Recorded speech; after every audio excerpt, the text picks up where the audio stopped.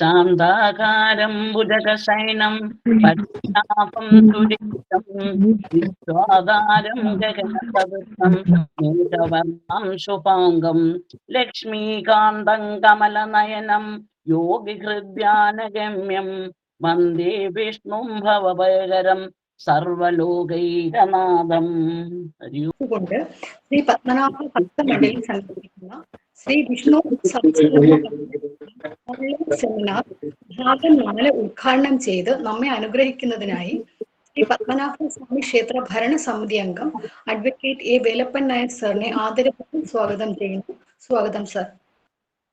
അടുത്തതായി വിഷ്ണു സഹസ്രനാമ ജപവും ഇതര പ്രയോഗങ്ങളും ജ്യോതിഷത്തിലൂടെ എന്ന വിഷയം അവതരിപ്പിച്ച് നമ്മെ അനുഗ്രഹിക്കുന്നതിനായിട്ടും പുതു വാമന ഹരിദാസൻ നമ്പൂതിരിപ്പാട് സാറിനെ ആദരപൂർവ്വം സ്വാഗതം ചെയ്യുന്നു. സ്വാഗതം സർ. നമസ്തേ. സഹസ്രനാമത്തിന്റെ ഫലസിദ്ധിയും സംഖ്യാ നിയമവും എന്ന വിഷയത്തെക്കുറിച്ച് നമ്മോട് സംസാരിക്കാനും നമ്മെ അനുഗ്രഹിക്കാനുമായി എത്തിച്ചേർന്നിരിക്കുന്നത് ഡോക്ടർ KV വാസുദേവൻ നമ്പൂതിരി സാറാണ്. സർ 40-ലധികം പ്രബന്ധങ്ങളും 8 പുസ്തകങ്ങളും പ്രസിദ്ധീകരിക്കുകയും കൂടാതെ കാളിയത്ത് പരമേശ്വര ഭാരതി സുവർണമുദ്ര പുരസ്കാരവും നേടിയിട്ടുണ്ട്. സാറ് ഗുരുവായൂർ ശ്രീകൃഷ്ണ കോളേജിൽ നിന്നും പ്രൊഫസറായി വിരമിച്ച ശേഷം തൃശ്ശൂരിലെ ചാലക്കുടി കാഞ്ഞാട്ടുമനയിൽ താമസിക്കുന്നു. ഹൃദയപൂർവ്വം സ്വാഗതം ചെയ്യുന്നു. സ്വാഗതം സാർ. ഈ ആത്മീയ പഠനയജ്ഞത്തിൽ പങ്കെടുക്കുന്ന എല്ലാവരെയും ശ്രീ പത്മനാഭ ഭക്തമണ്ഡലിയുടെ പേരിൽ ഞാൻ സ്വാഗതം ചെയ്യുന്നു. ഞാൻ പ്രീതാജി. ഹരി ഓം. എല്ലാ പത്മനാഭസ്വാമിയുടെ ഭക്തന്മാർക്കും എൻ്റെ വിനീതമായ കൂപ്പുകൈ. ഇന്നത്തെ വിഷയം എന്ന് പറയുന്നത് വിഷ്ണു സഹസ്രനാമ ജപവും അതിൻ്റെ ഇതര പ്രയോഗങ്ങളും ജ്യോതിഷത്തിലൂടെ എങ്ങനെ ആണ് അത് ഫലപ്രദമാക്കുക, അത് മനസ്സിലാക്കുക എന്നുള്ളതിനെ കുറിച്ച് ബഹുമാനപ്പെട്ട പുതുമന ഹരിദാസൻ നമ്പൂതിരി അവർക്കും അതുപോലെ തന്നെ സഹസ്രനാമത്തിൻ്റെ ഫലസിദ്ധിയും അതിൻ്റെ സംഖ്യാ നിയമവും എന്ന വിഷയത്തെക്കുറിച്ച് ആദരണീയനായ ശ്രീ വാസുദേവൻ നമ്പൂതിരി അവർകളുമാണ് ഇന്ന് സംസാരിക്കുന്നത്. ഇത് വിഷ്ണു സഹസ്രനാമം എന്ന് പറയുന്നത് എനിക്കതിനെക്കുറിച്ച് ഞാനൊരു ശിശുവാണ് ആ കാര്യത്തിൽ. ഇതിൽ എൻ്റെ അറിവ് വെച്ചും ഹരിദാസൻ തിരുമേനി നമ്പൂതിരിപ്പാടും അതുപോലെ വാസു നമ്പൂതിരിപ്പാടും ഉള്ള വലിയൊരു ആൾക്കാരുടെ അല്പം കേട്ട് മനസ്സിലാക്കി തീർത്തും അങ്ങനെയുള്ള ആൾക്കാരുടെ മനസ്സിലാക്കിയപ്പോൾ നമ്മുടെ ഹ്യൂമൻ ലൈഫിലുള്ള എല്ലാ പ്രശ്നങ്ങൾക്കും പ്രതിവിധി ഈ വിഷ്ണു സഹസ്രനാമത്തിലുണ്ട്. അത് ഈ ക്ലാസ്സുകളിലൂടെയും ചർച്ചകളിലൂടെയും ഒക്കെ നമ്മളെ മനസ്സിലാക്കാനും അറിയിക്കാനും അതിൽ ഉൾക്കൊള്ളാനും കിട്ടുന്ന ഒരു അവസരം എന്ന് പറയുന്നത് അതൊരു ജീവിതത്തിൽ ഒരു അസുലഭ സന്ദർഭം തന്നെയാണ്. ഈ ഒരു മഹാ സംരംഭത്തിൽ രണ്ട് വാക്ക് പറയാൻ എന്നെ ക്ഷണിച്ച ആദരണീയനായ സതീശൻ തിരുമേനിയോടും ഇതിൻ്റെ മറ്റ് ഭാരവാഹികളോടും എൻ്റെ നന്ദി രേഖപ്പെടുത്തുന്നു. ഇന്നത്തെ ഈ യജ്ഞം അത് വളരെ വിജയപ്രദമായി വരട്ടെ എന്നും ഈ പത്മനാഭൻ്റെ അനുഗ്രഹം എൻ്റെ എല്ലാ സുഹൃത്തുക്കൾക്കും ഉണ്ടാകട്ടെ എന്നും വീണ്ടും അവർക്ക് നമ്മുടെ ഈ പരിപാടി തന്നെ അതിവിശാലമായ രീതിയിൽ അത് വളർന്നു വരട്ടെ എന്നും ആത്മാർത്ഥമായി ആഗ്രഹിക്കുകയും പ്രാർത്ഥിക്കുകയും ചെയ്യും. ഒരു വളരെ വിശദമായ ഒരു ഡീറ്റെയിൽഡ് പഠനം, വിശദമായ ഒരു പഠനം ഇതുപോലെയുള്ള മറ്റു പല വിഷയങ്ങളിലും നമ്മൾ പോകണം. അപ്പോൾ ഇതിലിപ്പോൾ 2 വിഷയങ്ങളാണ് ഇതിൽ പറഞ്ഞിരിക്കുന്നത്. ഇതല്ല, ഞാൻ നേരത്തെ സൂചിപ്പിച്ചതുപോലെ വിഷ്ണു സഹസ്രനാമം എന്ന് പറഞ്ഞാൽ it is a solution to all the problems. നമ്മുടെ ജീവിതത്തിലുള്ള എല്ലാ പ്രശ്നങ്ങൾക്കും പരിഹാരം കാണുന്ന അതിനകത്തുണ്ട്. മനസ്സിലായി? അത് ആ രീതിയിലുള്ള ഒരു പഠനം ആവശ്യമാണ്. അതൊരു പെർമനൻ്റ് ആയിട്ട് തന്നെ വേണം. ഇതിനെ മുൻകൈയെടുത്ത ആദരണീയനായ സതീശൻ തിരുമേനിക്കും ഇതിൽ പങ്കെടുക്കുന്ന എൻ്റെ വന്യരായ എൻ്റെ സുഹൃത്തുക്കൾക്കും ഭക്തജനങ്ങൾക്കും ഞാൻ നന്ദിയും കൃതജ്ഞതയും അറിയിച്ചുകൊണ്ട് ഇത് ഐശ്വര്യങ്ങളും ഉണ്ടാകട്ടെ പ്രാർത്ഥിച്ചുകൊണ്ട് എൻ്റെ വാക്ക് ചുരുക്കുന്നു. നമുക്ക് വീണ്ടും ഇതുപോലുള്ള നല്ല സന്ദർഭങ്ങൾ ഒന്നിച്ചുകൂടാം. ശ്രീ പത്മനാഭൻ അനുഗ്രഹിക്കട്ടെ എന്ന് പറഞ്ഞുകൊണ്ട് ഞാൻ ഇന്നത്തെ ഈ ഓൺലൈൻ പ്രോഗ്രാം ഞാൻ ഉദ്ഘാടനം ചെയ്തതായി പ്രഖ്യാപിക്കുന്നു. വളരെ നന്ദി സാർ. നമുക്ക് ഇന്ന് വിഷയാവതാരകരായി നമ്മോടൊപ്പം ഉള്ളത് ആദരണീയനായ ശ്രീ പുതുവാമന ഹരിദാസ് നമ്പൂതിരിപ്പാടും ആദരണീയനായ ഡോക്ടർ KV വാസുദേവൻ നമ്പൂതിരി അവർകളുമാണ്.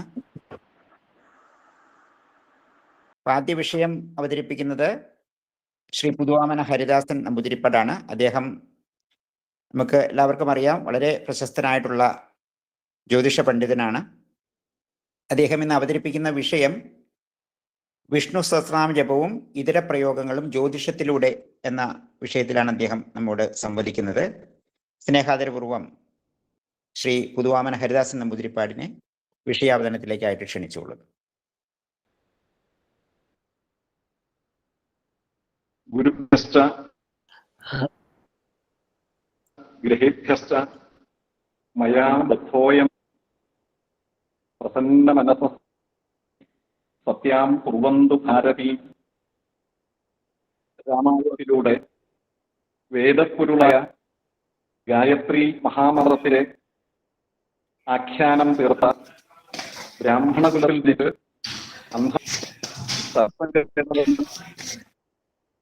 രാമനാമം ഘോഷിച്ച് ചിത്തൈകാഗ്രത കൈവന്ന്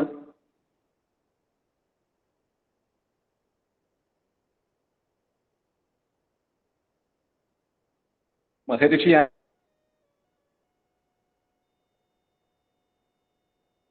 തീർന്ന വാൽമീകി മഹർഷി മറ്റൊരു മാതൃക നമുക്ക് ലഭിക്കാനില്ല.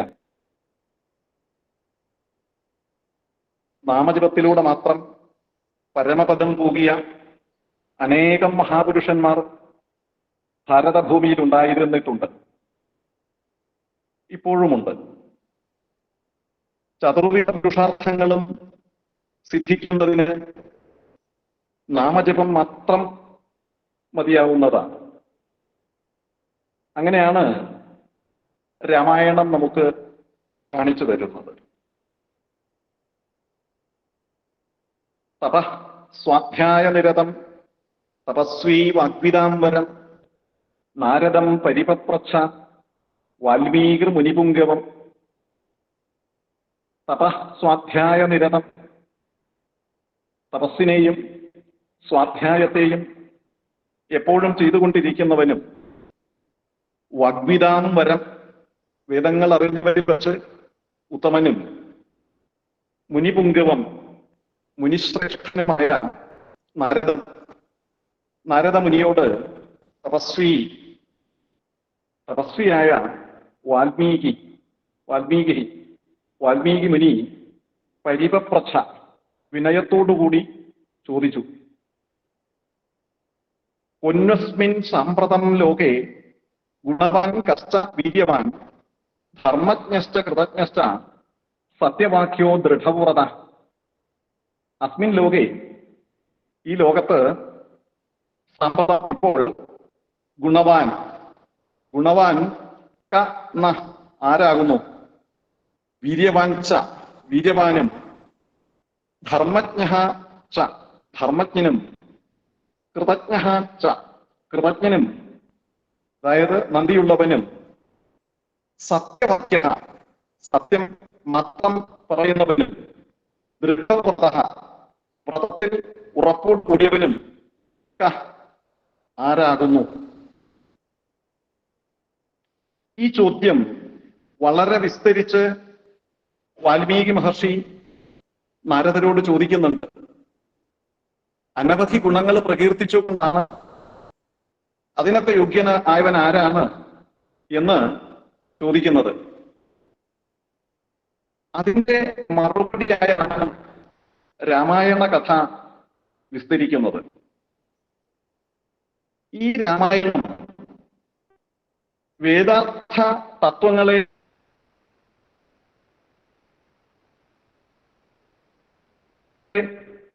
വെളിപ്പെടുത്തുന്നതിനായിട്ടാണെന്ന് വാൽമീകി മഹർഷി തന്നെ പറഞ്ഞു വയ്ക്കുന്നുണ്ട്. ഒരു സന്ദർഭത്തിൽ വാൽമീകി മഹർഷി പറയുകയാണ്, സതു മേധാവിനോ ദൃഷ്ട്വാ വേദേഷു പരിഷ്ഠിതൗ വേദോപബ്രഹ്മണാർത്ഥായ താമഗ്രാഹ്യ പ്രഭു. വേദങ്ങളിൽ മേധാവികളായി പരിനിഷ്ഠിതവും നന്നായി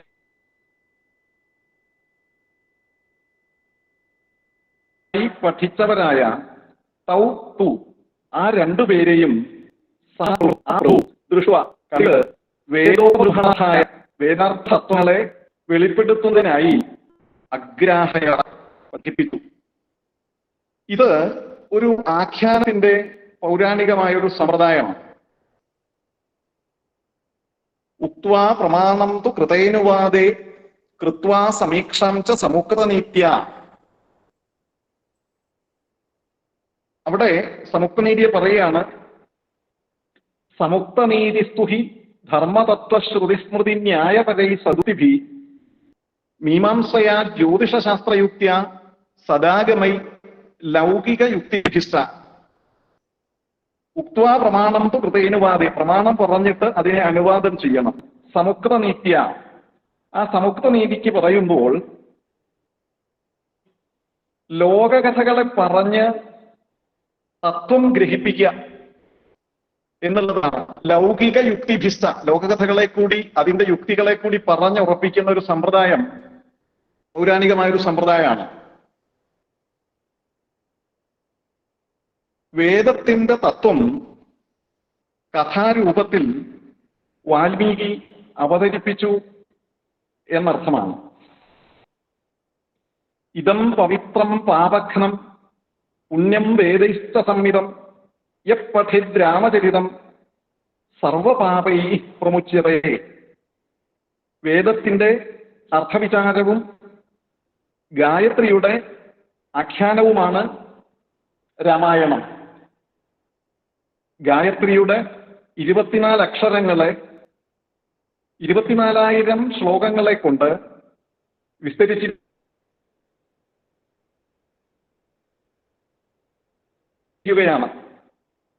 രാമായണ വായന, ഗായത്രി ഉപാസന, അതാണ് വാൽമീകി രാമായണത്തിന്റെ ഗരിമ. അവിടെ തത് എന്നിടത്ത് തപ സ്വാധ്യായ നിരതം തപസ്വീ വാഗ്വിദാംബരം നാരദം പരിപപ്രച്ഛ വാൽമീകി മുനിപുംഗവം. തത്സവിതുർ വരേണ്യത്തിന്റെ തായിൽ ആരംഭിച്ചു.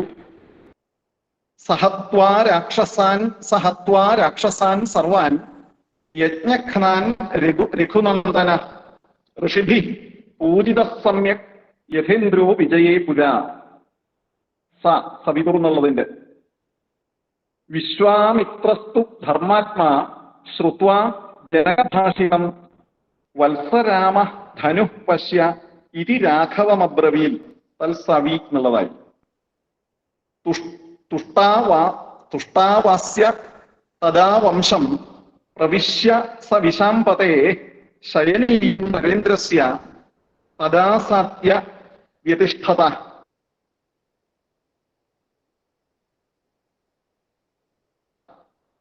സവി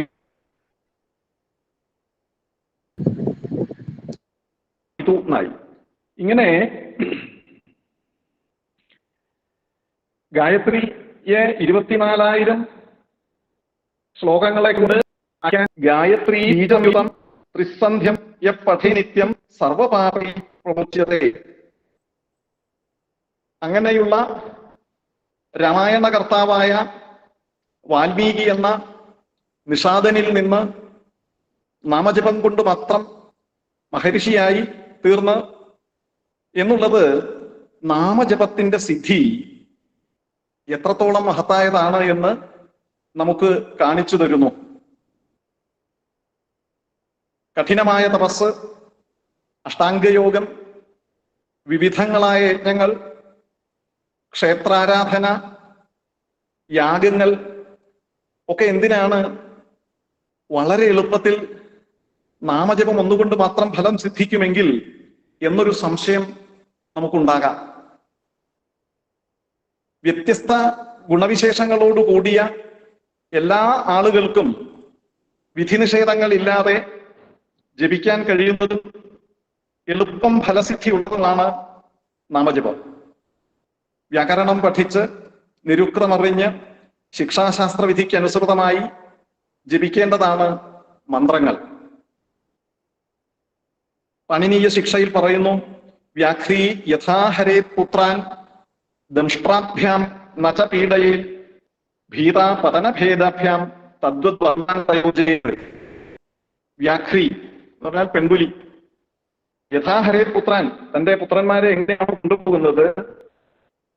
ദംഷ്ട്രാഭ്യാം മത പീഡയിൽ, അതിന്റെ ദംഷ്ട്രകള് ആ കുട്ടികളുടെ ശരീരത്തിൽ ആഴ്ന്നിറങ്ങില്ല. ഭീതാ പതനഭേദാഭ്യാം,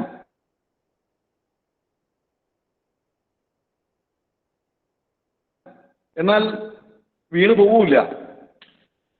തദ്വത് വർണ്ണാൻ പ്രയോജയത്, ഇങ്ങനെ വേണം അക്ഷരങ്ങളെ പ്രയോഗിക്കാൻ എന്ന് പാണിനീയ ശിക്ഷ പറയും. ശനൈശനൈസ്സു വിസ്പഷ്ടം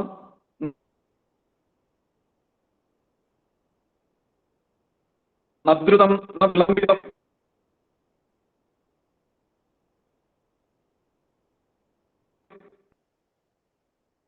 ജപംസക് പ്രണവം പുരിയാൽ എന്നൊക്കെ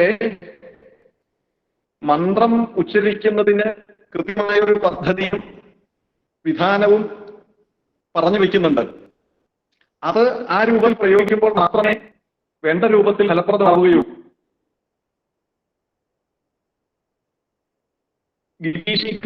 മുതലായിട്ടുള്ള പ്രയോഗങ്ങളൊക്കെ അനവധി വിധികളിലൂടെ മനസ്സിലാക്കേണ്ട മന്ത്രജപം ചെയ്താൽ ലഭിക്കുന്ന ഫലം നാമജപത്തിലൂടെ ലഭിക്കും എന്നുള്ളത് അത്ഭുതകരമാണ്.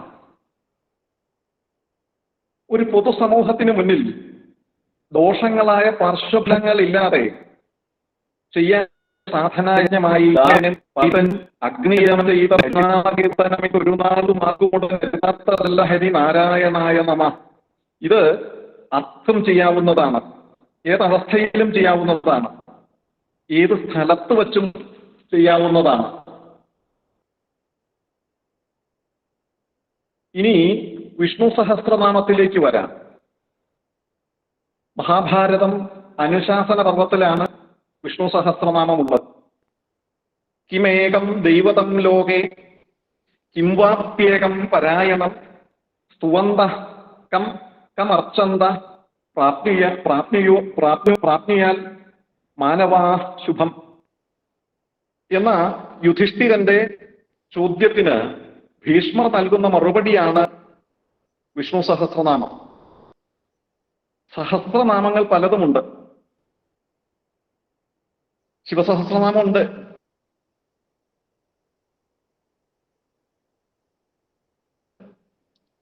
മഹാഭാരതത്തിൽ തന്നെ ശിവസഹസ്രനാമമൊക്കെ ഉണ്ട്.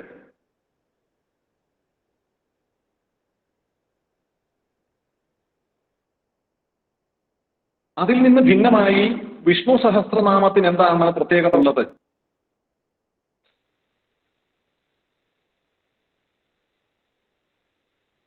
സഹസ്രനാമങ്ങളിൽ ശങ്കരാചാര്യർ ഭാഷ്യം എഴുതിയത് വിഷ്ണു സഹസ്രനാമത്തിനാണ്. മറ്റു നാമങ്ങളിൽ നിന്നും എന്ത് പ്രത്യേകതയാണ് വിഷ്ണു സഹസ്രനാമത്തിനുള്ളത് എന്ന് ആലോചിക്കേണ്ടതാണ്. വിഷ്ണു സഹസ്രനാമം വിഷ്ണുവിനെ സ്തുതിക്കുകയല്ല ചെയ്യുന്നത്. യാനി നാമാനി ഗുണാനി വിഖ്യാതാനി മഹാത്മനഃ ഋഷിഭി പരിഗീതാനി താനി വക്ഷ്യാമി ഭൂതയേ. മഹാത്മാവിന്റെ നാമങ്ങൾ ഗൗണങ്ങൾ നാമങ്ങൾ പുകഴാണ്ടവ ഋഷിമാർ പാടിടുമവ ഭൂതിക്കായി പറയുന്നു ഞാൻ. ഋഷിഭി പരിഗീതാനി, പരമ്പരയാ ഋഷിമാർ പാടിയ നാമങ്ങൾ ഭീഷ്മർ യുധിഷ്ഠിരൻ ഉപദേശിക്കുകയാണ് ചെയ്തിട്ടുള്ളത്. വിഷ്ണു സഹസ്രനാമം ഋഷിപ്രോക്തമാണ് എന്നതാണ് അതിൻ്റെ യോഗ്യത. ശാസ്ത്രമാവട്ടെ, സംഗീതമാവട്ടെ, കലയാവട്ടെ, കാവ്യമാവട്ടെ, എന്തും ഋഷിപ്രോക്തമായതേ പ്രമാണമാവുകയുള്ളൂ. ഒരിക്കൽ ഒരു സംഗതിയുടെ സംശയം തീർക്കവേ ഞാൻ ഒരാളോട് അതിന്റെ പ്രമാണം എന്താണെന്ന് ചോദിച്ചു. പ്രമാണം എന്ന് പറഞ്ഞാൽ സംസ്കൃതത്തിൽ ഒരു ശ്ലോകം പറഞ്ഞാൽ മതിയല്ലോ എന്നാണ് അദ്ദേഹം എന്നോട് പറഞ്ഞത്. പ്രമാണങ്ങൾ അധികവും സംസ്കൃതത്തിലായിരിക്കുമെങ്കിലും സംസ്കൃതത്തിൽ പറഞ്ഞു എന്നതുകൊണ്ട് മാത്രം പ്രമാണമാവില്ല എന്ന് ഞാൻ പറഞ്ഞു. ഭാഷയല്ല പ്രമാണത്തിന് ആധാരം, സംസ്കൃത ഭാഷയിൽ പരിചയസമ്പന്നനായവന് അതിലെന്തും രചിക്കാം. പക്ഷേ ആ രചനകൾക്കൊന്നും തന്നെ നമുക്ക് പ്രാമാണ്യം പറഞ്ഞുകൂടാ. ഭാഷ ഏതായാലും ഋഷി പറഞ്ഞതിന്റെ സാരാംശം ഗ്രഹിച്ചെഴുതിയതാണ് എങ്കിൽ ആ രചന പ്രമാണമാണെന്ന് കരുതണം. പ്രധാന ശാസ്ത്രകാരന്മാരെല്ലാം തന്നെ അവരുടെ കൃതികൾ ഋഷിപ്രോക്തം എന്ന് പറഞ്ഞു വച്ചതിന്റെ സ്വാരസ്യം അത്തേന ദൃഷ്ടോ അനുമിതോ വാ അർത്ഥഃ പരത്ര സ്വബോധ സംക്രാന്തയെ ശബ്ദാർത്ഥേനോപദിശ്യത്തെ ശബ്ദാർത്ഥ വിഷയാവൃത്തി ശ്രോതുരാഗമഃ അർത്ഥദൃഷ്ടം പ്രമാണം എന്നൊക്കെ പ്രമാണത്തെ നിർവചിച്ചിട്ടുണ്ട്. അർത്ഥനാൽ ദൃഷ്ടമായതോ അനുമിതമായതോ ആയ വിഷയങ്ങളെ അയാളിൽ നിന്ന് മറ്റൊരാളിലേക്ക് ഉപദേശിച്ച് അങ്ങനെ പരമ്പരയാ പ്രാപ്തമായതാണ് പ്രമാണം. അല്ലാത്തവ നിലനിൽക്കില്ല.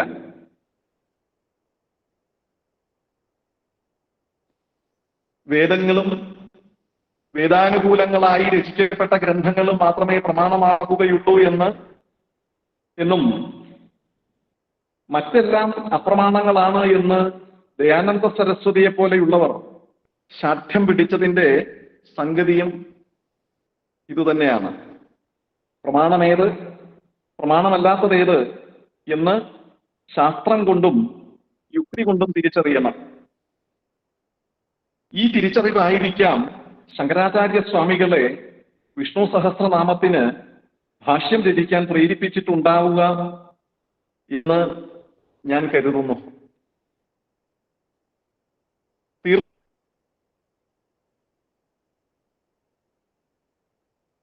തീർത്തും ഋഷിപ്രോക്തമാണെന്ന ബോധ്യം ആചാര്യസ്വാമികൾക്ക് സിദ്ധിച്ചിട്ടുണ്ടാവും. ജ്യോതിഷത്തിൽ വരാഹോര പ്രമാണഗ്രന്ഥം, അത് പ്രമാണഗ്രന്ഥമായത് മുനിമതാന്യവലോക്യ സമ്യക് ഹോരാം പരാഹമിഹിരോ രുചിരാം ചാര മുനിമതാന്യവലോക്യ എന്നുള്ളത് കൊണ്ടാണ്. ഇത്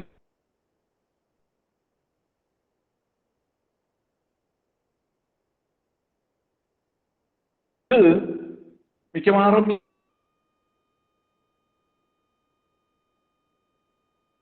എല്ലാ ഗ്രന്ഥകാരന്മാരും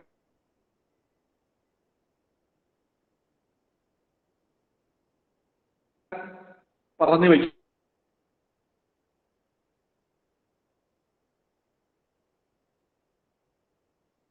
വയ്ക്കുന്നുണ്ട്.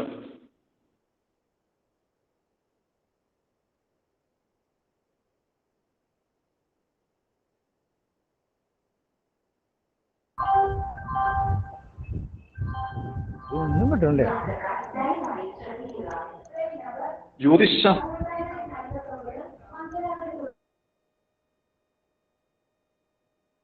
സമുദ്രം പ്രമധ്യ മതിമന്ദിര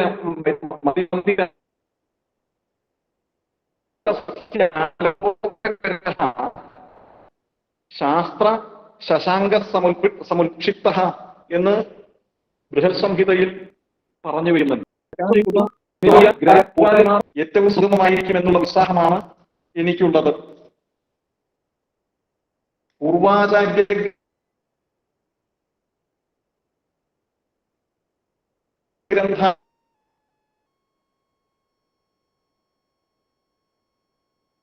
ഗ്രന്ഥാനോ ഉത്സൃഷ്ട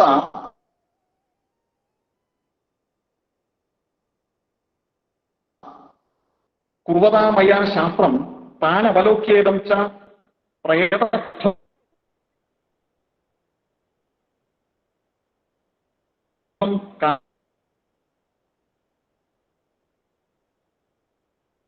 കാമതസ്തുജനാഹ ഗർഗാദികളായ പൂർവാചാര്യന്മാർ നിർമ്മിച്ചിട്ടുള്ള ഗ്രന്ഥങ്ങളെ ഞാൻ ഉപയോഗിച്ചിട്ടില്ല.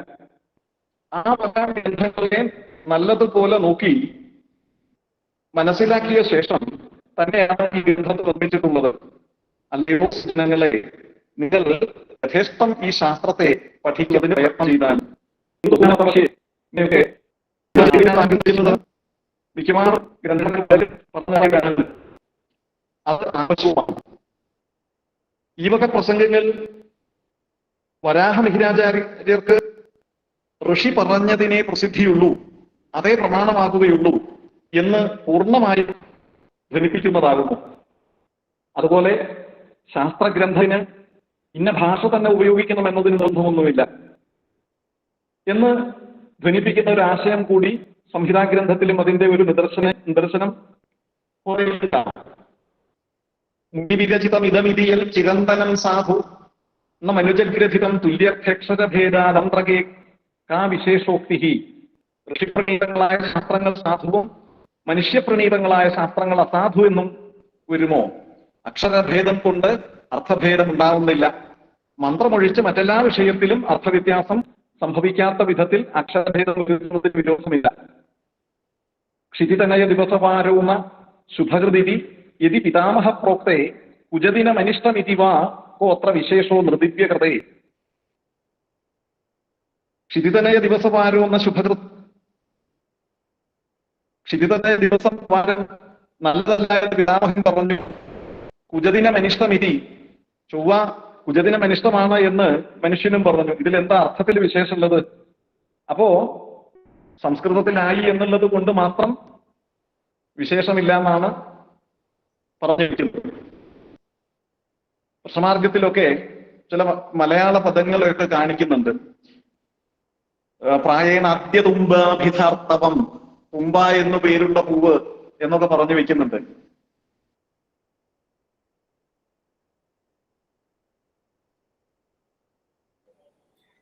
ഭാഷാപദങ്ങൾ വരാഹഹോരയിൽ ഉപയോഗിക്കുമ്പോൾ താവൂരു, ലേയം, പാർത്ഥോനം, തൗക്ഷികം മുതലായ പദങ്ങൾ ഗ്രീക്ക് മുതലായ മറ്റ് ഭാഷാ സാഹചര്യങ്ങളിൽ നിന്നാണ് ജ്യോതിഷത്തിന് ഉപലബ്ധമായത് എന്ന സന്ദേഹം ഉണ്ടാവുന്നുണ്ട്. അല്ല എന്ന അഭിപ്രായവും ശക്തമായി തന്നെ നിലനിൽക്കുന്നുമുണ്ട്. എന്തായാലും നമ്മുടെ വിഷയം അതല്ലല്ലോ. പൂർവജന്മകൃതം പാപം വ്യാധിരൂപേണ ജായത്തെ തൽശാന്തിരൗഷധീർദാനയും ജപഹോമർച്ചനാദിഭി എന്നത് കർമ്മവിഭാഗ വിഷയത്തിൽ, കർമ്മവിഭാഗ പ്രായശ്ചിത്തത്തിന്റെ വിഷയത്തിൽ വളരെ പ്രസിദ്ധമായ ശ്ലോകം. ഇതിൽ ദുസ്ഥൻ രോഗകാരണവും സുസ്ഥൻ അതിന്റെ ശമനവുമാകുന്നു. പൂർവജന്മകൃതം പാപം വ്യാധിരൂപേണ ജായതേ തൽശാന്തിരൗഷധീർ ദാനീർ ജപഹോമ അർച്ചനാദിഭി. ദുസ്ഥഖേദ വശതോ രുജാഗമ സുസ്ഥഖേദ വശതം ശമം വദേൽ മന്ത്ര നൃത്ത ബലി പൂജനൌഷധീർ ദേവതാഭജന ധാതുപോഷണൈഹി എന്ന് പറഞ്ഞു. അതിൽ ദുസ്ഥൻ രോഗകാരണവും സുസ്ഥൻ അതിന്റെ ശമനവുമാണ്. ദുസ്ഥനിലൂടെ രോഗപ്രാപ്തിയും സുസ്ഥനിലൂടെ രോഗശമനവും അനുഷ്ഠാന പദ്ധതികാരം വിശദമാക്കുന്നു. ദുസ്ഥാനാമപി ദോഷദാശ്രിത ഗജപ്രാപ്തേഷു ചന്ദ്രാദിഷു വ്യാഖ്യാനം ദുസ്ഥഖരസംബന്ധീശ കോപോദ്ഭവ സുസ്ഥാനാമപി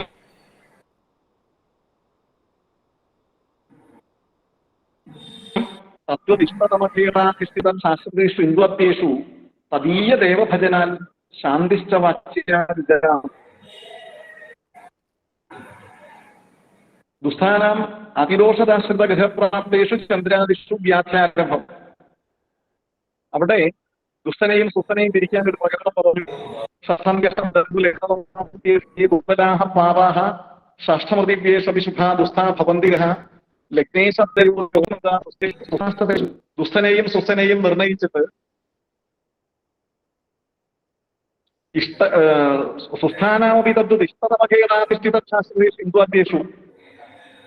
സുസ്ഥന്മാരിൽ വെച്ച് ഇഷ്ടതമഖേടാധിഷ്ഠിത ശാസ്ത്രേഷു ഹിന്ദുവാദ്യേഷു തദീയ ദേവഭജനാൽ, ആ ദേവനെ ഭജിക്കുന്നത് കൊണ്ട് അവിടെ ഇഷ്ടൻ, ഇഷ്ടതരൻ, ഇഷ്ടതമൻ എന്നിങ്ങനെ കാണണം. അപ്പൊ ഏറ്റവും ഇഷ്ടസ്ഥനായിട്ട് നിൽക്കുന്ന ഗ്രഹം, ബലവാനായും ഇഷ്ടസ്ഥനായും ആയി നിൽക്കുന്ന ഗ്രഹം ദോഷശമനത്തെ ചെയ്യും എന്ന് പറഞ്ഞു.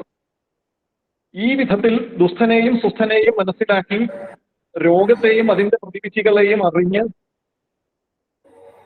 പ്രവർത്തിക്കണം. പ്രശ്നമാർഗത്തില് 23-ാം അധ്യായത്തില് കർമ്മവിഭാഗ പ്രായശ്ചിത്തം പറയുന്നുണ്ട്. അതിൽ ക്ഷയരോഗ നിവൃത്തിക്ക് പറയുന്ന കാര്യങ്ങളിൽ വിഷ്ണു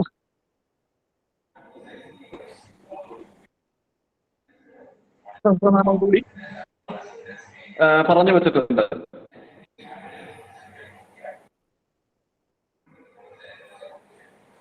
ഏതുബ്രാഹ്മണഹിംസനം ഗുരുജനദ്വേഷോന്യതാദി അന്യദോഷേണം സ്ത്രീസന്ധോ ഗ്രഹാദിമയി സ്യാദ് രാജേഷ്മോദ്ധവി വിഷ്ണോർനാമസഹസ്ര ചൈന്ദ്രാഗ്നേ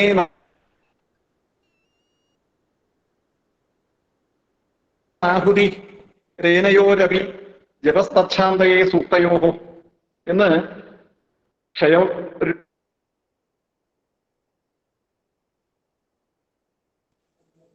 ക്ഷയരോഗവ്യാധിക്ക് കാരണം ബ്രഹ്മഹത്യയും ഗുരുജനദ്വേഷം അന്യദോഷങ്ങൾ ജപിപ്പിക്കുകയും വസ്ത്രദാനം രുദ്രസൂക്തം ഐന്ദ്രാഗ്ന സൂക്തം ഹോമം കഴിപ്പിക്കുകയുമാണ് വിധിയായി പറഞ്ഞിട്ടുള്ളത്. സർവവ്യാധിഹരമാണ് സഹസ്രനാമ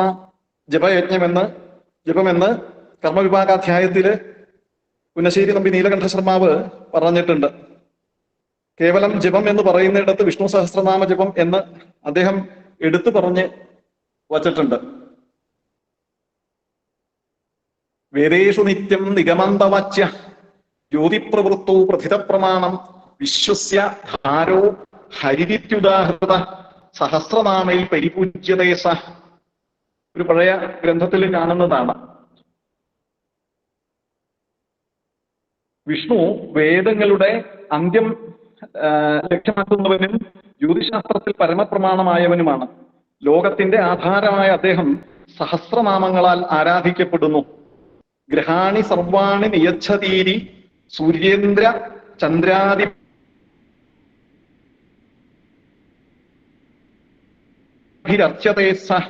സഹസ്രനാമസ്യ ജപ പ്രശസ്തഃ ശാന്തേ നൃണാം ജന്മനി ജന്മനി സ്യാൽ. സൂര്യൻ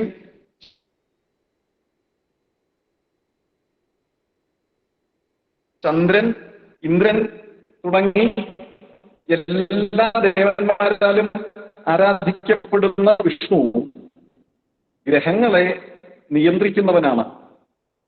അവന്റെ സഹസ്രനാമ ജപം മനുഷ്യരുടെ ജനമന്ത്രങ്ങളിൽ ശാന്തിക്കായി പരിവർത്തന്തെ ഏവം ജ്യോതിഗണാഃ പ്രകൃതി പുരുഷ സംയോഗാനുഗൃഹീതാഃ കർമ്മനിർമ്മിതഗതയോഃ ഭുവി ന പതന്തി. ആകാശത്തിൽ മേഘങ്ങളും പരുന്തു മുതലായ പക്ഷികളും വായുവിൻഷ കർമ്മത്തിന് അധീനരായിട്ട് ചുറ്റി സഞ്ചരിക്കുന്നത് പോലെ ജ്യോതിർഗണങ്ങളും പ്രകൃതി പുരുഷ സംയോഗത്താൽ അനുഗ്രഹിക്കപ്പെട്ടവയും കർമ്മത്താൽ നിർമ്മിക്കപ്പെട്ട ഗതികളോട് കൂടിയവയുമായിട്ട് ഭൂമിയിൽ പതിക്കാതെ സഞ്ചരിക്കുന്നു എന്ന്. ഇത് സ്കന്ധഹോരയില് സത്യേനോത്തംഭിതം ചക്രം അനാലംബേ നഭസ്ഥലേ ജ്യോതിഷാമേകമാധാരം അസ്ഥിതം പരിവർത്തതേ ഇതഃ പരിവഹണേതം തതശ്ച പ്രൗഢം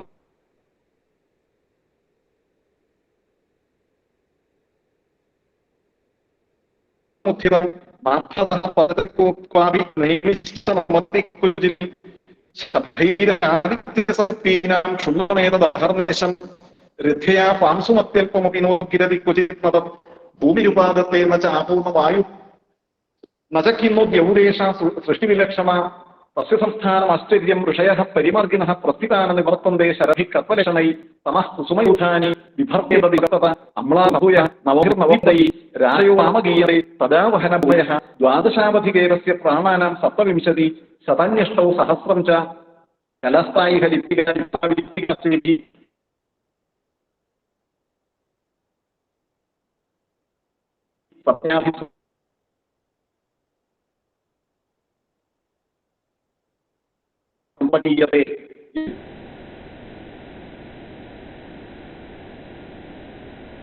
എന്ന് പറയുന്നുണ്ട്. അപ്പോ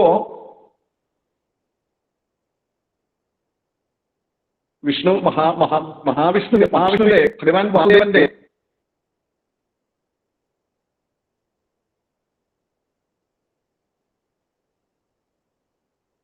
അനുഗ്രഹത്തിന് അതീതമായിക്കൊണ്ടാണ് ഈ ഗ്രഹങ്ങളെല്ലാവരും ആകാശത്തിൽ സഞ്ചരിക്കുന്നത് എന്നും ഭഗവാൻ അതിനമാണ്.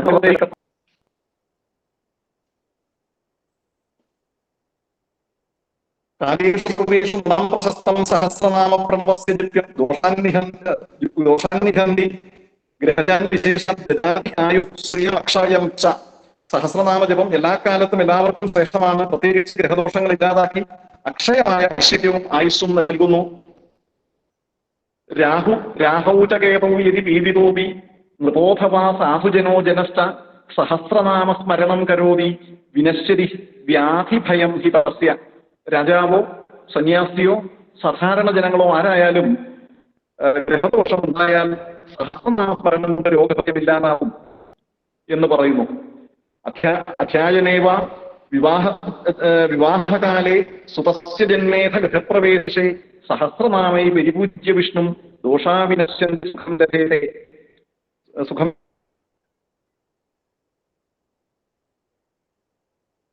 ലഭ്യതേ. വിദ്യാധ്യയന കാലത്തും വിവാഹത്തിലും മകന്റെ ജനനത്തിലും ഗൃഹപ്രവേശത്തിലും സഹസ്രനാമജപം ചെയ്താൽ ദോഷങ്ങളില്ലാതായി സുഖം ലഭിക്കും എന്ന് പറയുന്നു. നിത്യം ജപിത്യ സഹസ്രനാമം ഭക്തിയാ പ്രകടത്യനന്തരം സർവേഷു കാര്യേഷു ജയപ്രദം സ്യാം. ഭക്തിയോടെ നിത്യവും സഹസ്രനാമം ജപിക്കുന്നവർക്ക് അന്തർമനസ്സിന്റെ സമാധാനവും അനന്തമായ ദിവ്യജ്യോതിയും പ്രാപിക്കും. അവർക്ക് എല്ലാ പ്രതികളിലും വിജയം ഉണ്ടാവും എന്നൊക്കെ പ്രകീർത്തിക്കുന്ന, വിഷ്ണു സഹസ്രനാമത്തെ പ്രകീർത്തിക്കുന്ന അനവധി പ്രകരണങ്ങൾ വേറെയുമുണ്ട്. വിഷ്ണു സഹസ്രനാമത്തെ ആസ്പദമാക്കിയ ചില വിധികള്, പ്രത്യേകിച്ച് നമുക്ക് നിത്യാനുഷ്ഠാനത്തിൽ കൊണ്ടു നടക്കാൻ പറ്റുന്ന തരത്തിലുള്ള ചില വിധികളും അങ്ങനെ ആചരിച്ചു വരുന്നവരും ഇന്നുമുണ്ട്.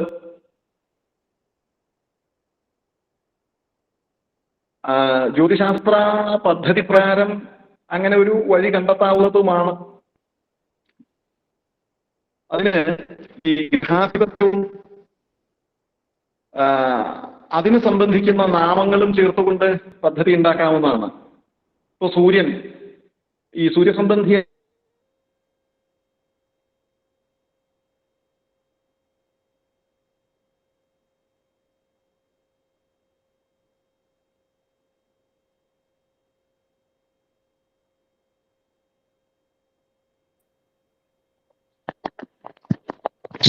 കേൾക്കാൻ പറ്റുന്നില്ല.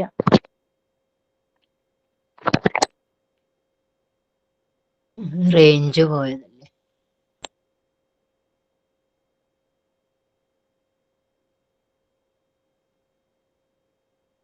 ായിട്ടുള്ള അനേകം നാമങ്ങള് വിഷ്ണു സഹസ്രനാമത്തിലുണ്ട്. ഭാസ്കര, ആദിത്യ, വിശ്വം, സൂര്യ, ഇങ്ങനെയൊക്കെ ആയിട്ട്. അത്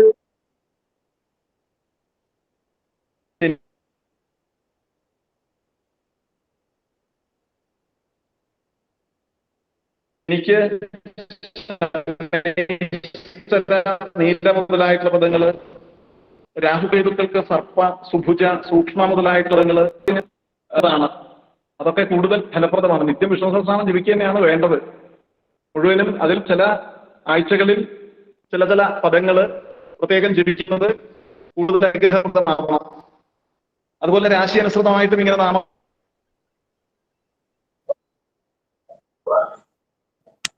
നാമങ്ങൾ നമുക്ക് ക്രമീകരിക്കാവുന്നതാണ്. മേടം രാശിയെ സംബന്ധിച്ച് മഹാബല, കേശവ, ഗണപതി, ധനാധിപ, ശ്രീപതി, മാധവ, വിഘ്നേശ്വര മുതലായിട്ടുള്ള പദങ്ങള്. ചിങ്ങൻ രാശിക്ക് ഭാസ്കര, ആദിത്യ, വിശ്വ മുതലായിട്ടുള്ള പദങ്ങള്. കന്നിക്ക് സുധി, ബുധ, സർവജ്ഞ മുതലായിട്ടുള്ള പദങ്ങള്. തുലാം രാശിക്ക് കാവ്യ, കാമത, കവി മുതലായിട്ടുള്ള പദങ്ങള്. ഉദാഹരണം പറയാണ്. വൃശ്ചികൻ രാശിക്ക് സർവേശ്വര, സുജ, മഹാവീര മുതലായിട്ടുള്ള പദങ്ങള്. ധനുരാശിക്ക് ബൃഹസ്പതി, ജ്ഞാനത, വേദവിത്ത് മുതലായിട്ടുള്ള പദങ്ങള്. മകര രാശിക്ക് ശനൈശ്വര, ധൃതിമാൻ, അനന്ത, വിശ്വാധാര, ജനാർദ്ദന മുതലായിട്ടുള്ള പദങ്ങള്. മീനരാശിക്ക് നാരായണ, പത്മനാഭ, ഹരി മുതലായിട്ടുള്ള പദങ്ങള്. അതുപോലെ നക്ഷത്രത്തിന്റെ അടിസ്ഥാനത്തിലും ഇതുപോലെ നമുക്ക് പിന്നെ ഇന്ന നക്ഷത്രങ്ങളിൽ, നക്ഷത്ര ദിവസങ്ങളിൽ ഇന്ന നാമങ്ങളുടെ ജപം മുതലായിട്ടുള്ള ഉൾപ്പെടുത്തിക്കൊണ്ടൊക്കെ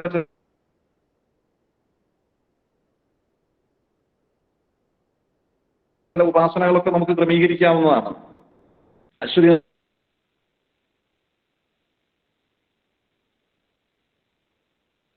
നക്ഷത്രത്തിനാവുമ്പോൾ അശ്വാരൂഢ, വിശ്വാധാര മുതൽ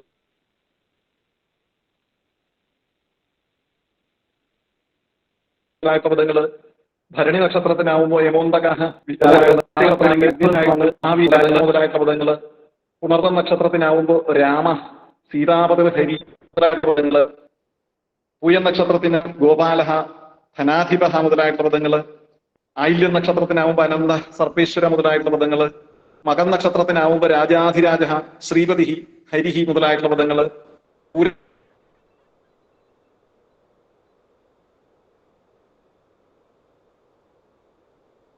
നക്ഷത്രത്തിനാണെങ്കിൽ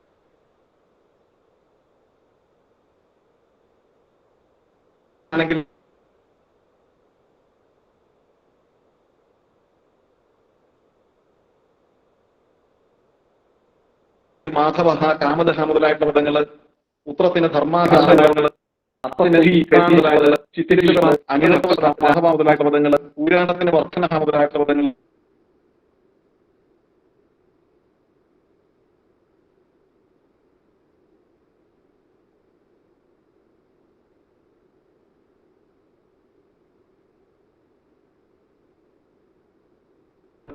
ഉത്രാടത്തിന് സത്യസന്ധ, ഹൃദിമാൻ മുതലായിട്ടുള്ള പദങ്ങള്, തിരുവോണമെങ്കിൽ ഹരി, വാമന മുതലായിട്ടുള്ള പദങ്ങൾ, ആദിത്യ അനന്തശയന, രേവതിക്ക് നാരായണ, ഇങ്ങനെ നമുക്ക് നക്ഷത്രങ്ങളെ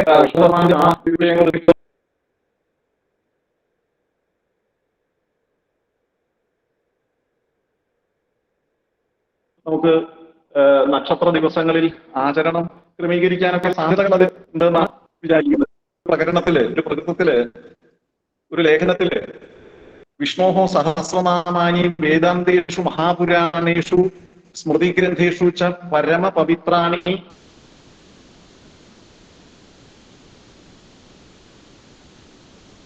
സർവദോഷ നിവാരണകാനി ആയുരാരോഗ്യവർദ്ധകാനി ച നിരൂപിതാനി സന്തി. യഥാ മനുഷ്യസ്യ ജന്മകുണ്ഡല്യാം ഗ്രഹാഃ അനിഷ്ടസ്ഥാനഗ്രാഃ ഭവന്തി തദാ തസ്യ ജീവൻവർദ്ധഃ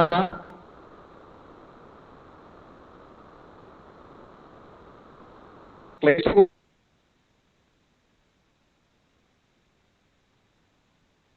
ജായത്തെ വിശേഷതഃ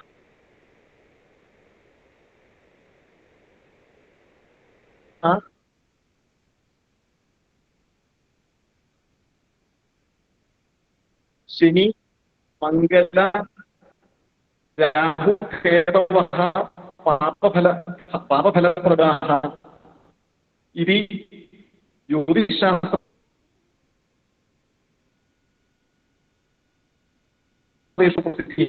തേഷാം ഗ്രഹദോഷാണാം ശമനായ ശാസ്ത്രകാരാः വിവിധോപായാൻ നിർദ്ദിശന്തി.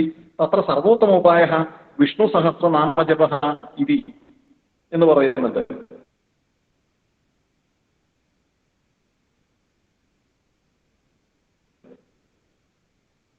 അപ്പോ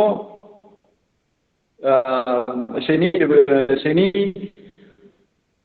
ചൊവ്വ, രാഹു, കേതു മുതലായ പാപഫലം തരുന്നതായ ഗ്രഹങ്ങള്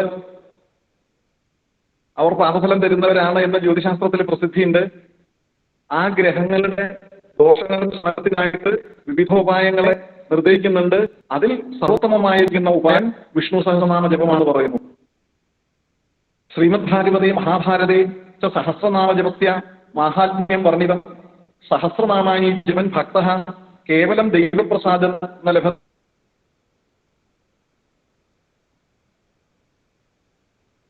കിന്തു ഗ്രഹദോഷാः अपि शनैः समृद्धेः विषयः अपि अत्र सङ्गृह्यते. लक्ष्मीपति विष्णोः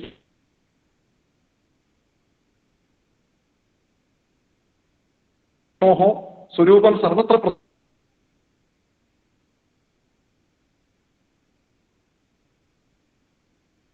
प्रसिद्धं. विष्णु सहस्रनामजपेन लक्ष्मीप्रसादः अपि വ്യക്തികൾക്ക് ആ നാമങ്ങൾ ശ്രീവത്സവ,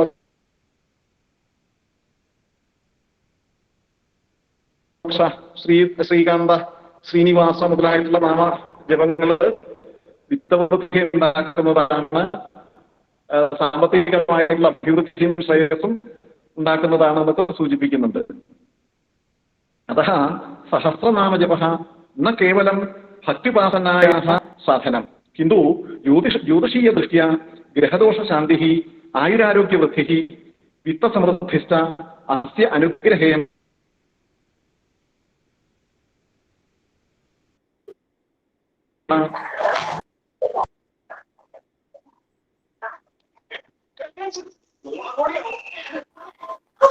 സാധ്യതേ അയം ജപഃ പുരുഷാർത്ഥചതുഷ്ടയസ്യ പ്രാപ്തയേ പരമം സാധനം ഭവതി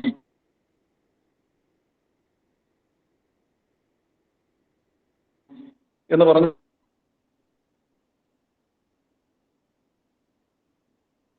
അദ്ദേഹം അത് അവസാനിപ്പിക്കുന്നത്. ഒരു വാക്യം കൂടി നമുക്കിവിടെ ഉദ്ധരിച്ച് തൽക്കാലം ഈ വിഷയം ഇവിടെ ഉപസംഹരിക്കാം.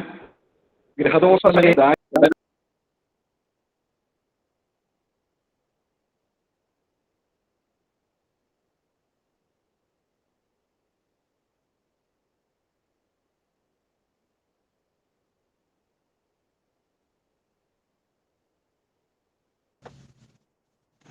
വളരെ നന്ദി ശ്രീ പുതുവാമന ഹരി നമ്പൂതിരിപ്പാട്.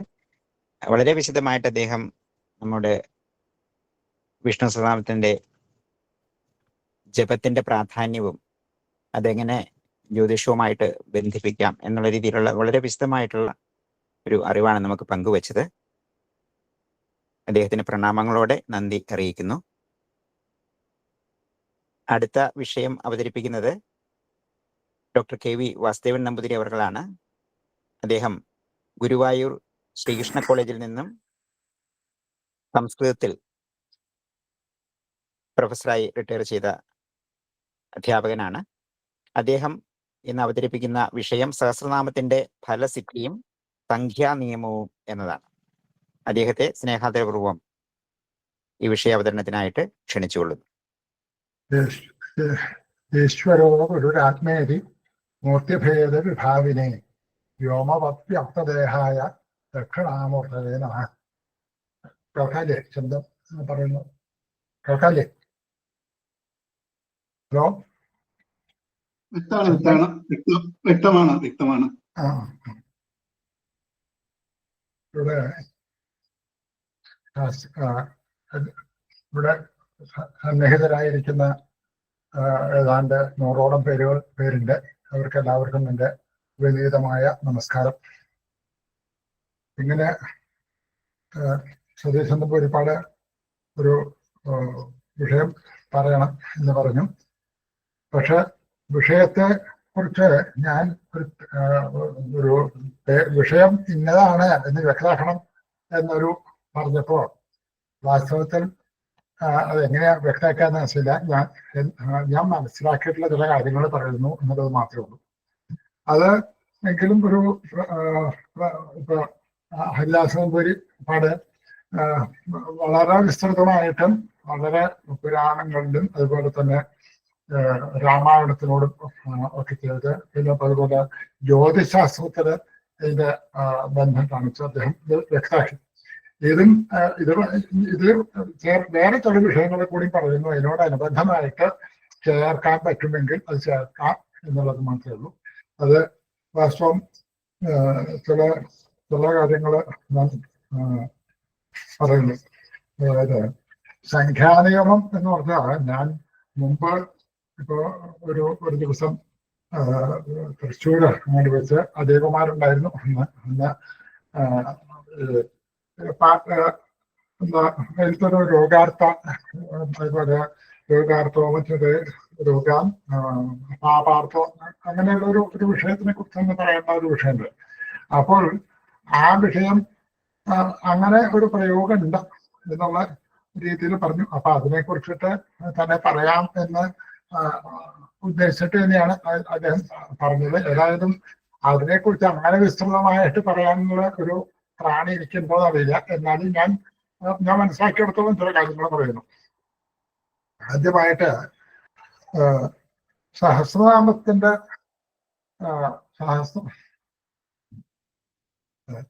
സഹസ്രനാമ സ്തോത്രമുണ്ട്. സ്തോത്രങ്ങളെ കുറിച്ചൊക്കെ പിന്നെ സന്ദർഭത്തിലെടുത്ത് പറയാനില്ല. പക്ഷെ സഹസ്രനാമ സ്തോത്രം എല്ലാവരും മനസ്സിലാക്കുന്ന 2 സഹസ്രനാമമുണ്ട്. വിഷ്ണു സഹസ്രനാമം 2 ഉണ്ട്. ശിവസഹസ്രനാമം 2 മഹാഭാരതത്തിലുണ്ട്. അതുപോലെ രുദ്ര എന്താ സംഹിത എവിടെയാണ് വേറൊരു സ്ഥലത്തും വേദസാര ശിവസ്തോത്രം, ദക്ഷകൃത ശിവസഹസ്രനാമം, അതുപോലെ അങ്ങനെ ശിവസഹസ്രനാമങ്ങളുണ്ട്.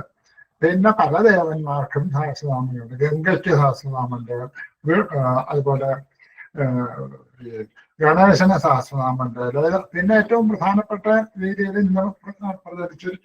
ഇന്നല്ല പണ്ട് തന്നെ പ്രചരിച്ചിട്ടുള്ളതാണ് ലളിതാ സഹസ്രനാമം.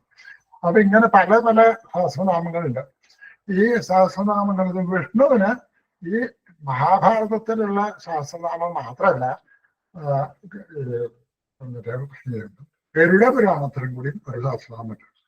അത് പൂർവഖണ്ഡത്തിൽ 15-ാമത്തെ അധ്യായത്തിലാണ് തുടങ്ങുന്നത്.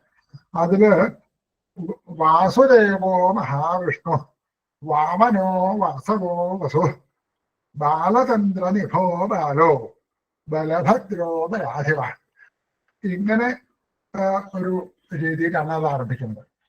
അതിൽ 160 ശ്ലോകങ്ങളിലാണ് അത്ര സഹസ്രനാമം അതിൽ പറഞ്ഞിരിക്കുന്നത്. ആ സ്തോത്രം മുഴുവനായിട്ട് ഞാൻ കണ്ടിട്ടില്ല. പക്ഷെ അങ്ങനെ ഒരു സഹസ്രനാമുണ്ട്. അതിലെ രുദ്രഹരി സംവാദത്തിലാണ് ആ സഹസ്രനാമം പറയുന്നത്. അപ്പൊ രുദ്രനും ഹരിയും കൂടിയുള്ള ഒരു സംവാദത്തിൽ പറയുന്ന ഒരു വിഷ്ണുവിന്റെ സഹസ്രനാമമുണ്ട്.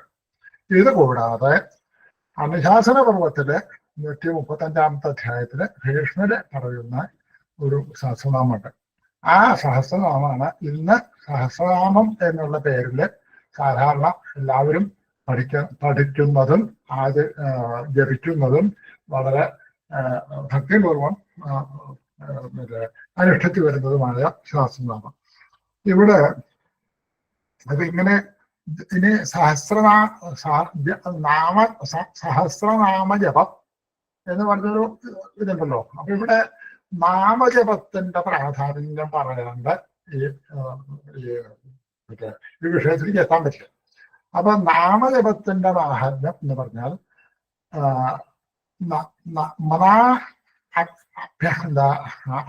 അഭ്യസിക്കുക, വീണ്ടും വീണ്ടും ആവർത്തിക്കുക എന്നുള്ള അർത്ഥത്തിലെ പ്രയോഗമല്ല പറയും. അപ്പോൾ വീണ്ടും വീണ്ടും ആവർത്തിക്കുക, അഭ്യാസ എന്ന ധാതുവിൽ നിന്ന് ഉള്ളൊരു പദമാണ് നാമപദം ഉണ്ടാകും. വേറെ തരത്തിലുള്ള നിരുക്തികളുണ്ട്. പക്ഷെ ഇവിടെ ഞാൻ പ്രകൃതത്തിൽ ആ അർത്ഥം എടുക്കുന്നു എന്ന് മാത്രമേ. അപ്പൊ ഇവിടെ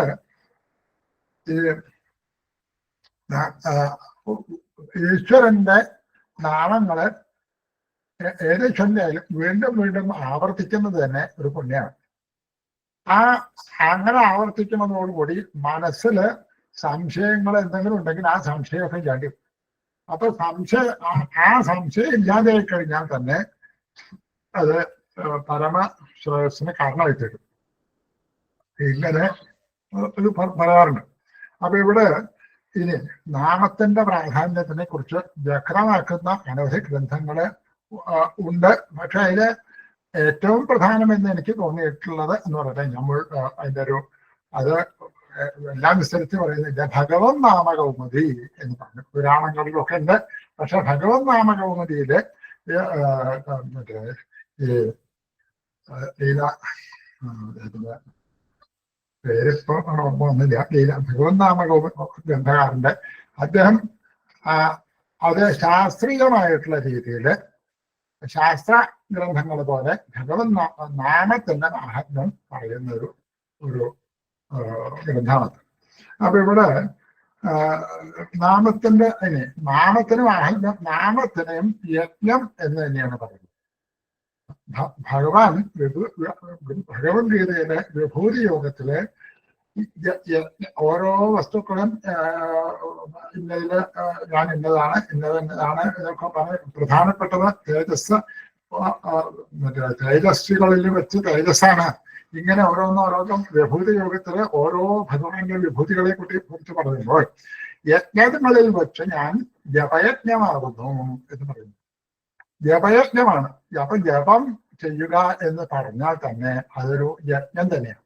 യജ്ഞം അനുഷ്ഠിക്കുന്ന പിന്നെ ഇതിന്റെ ഫലം തന്നെയാണ് എന്ന് പറയട്ടെ.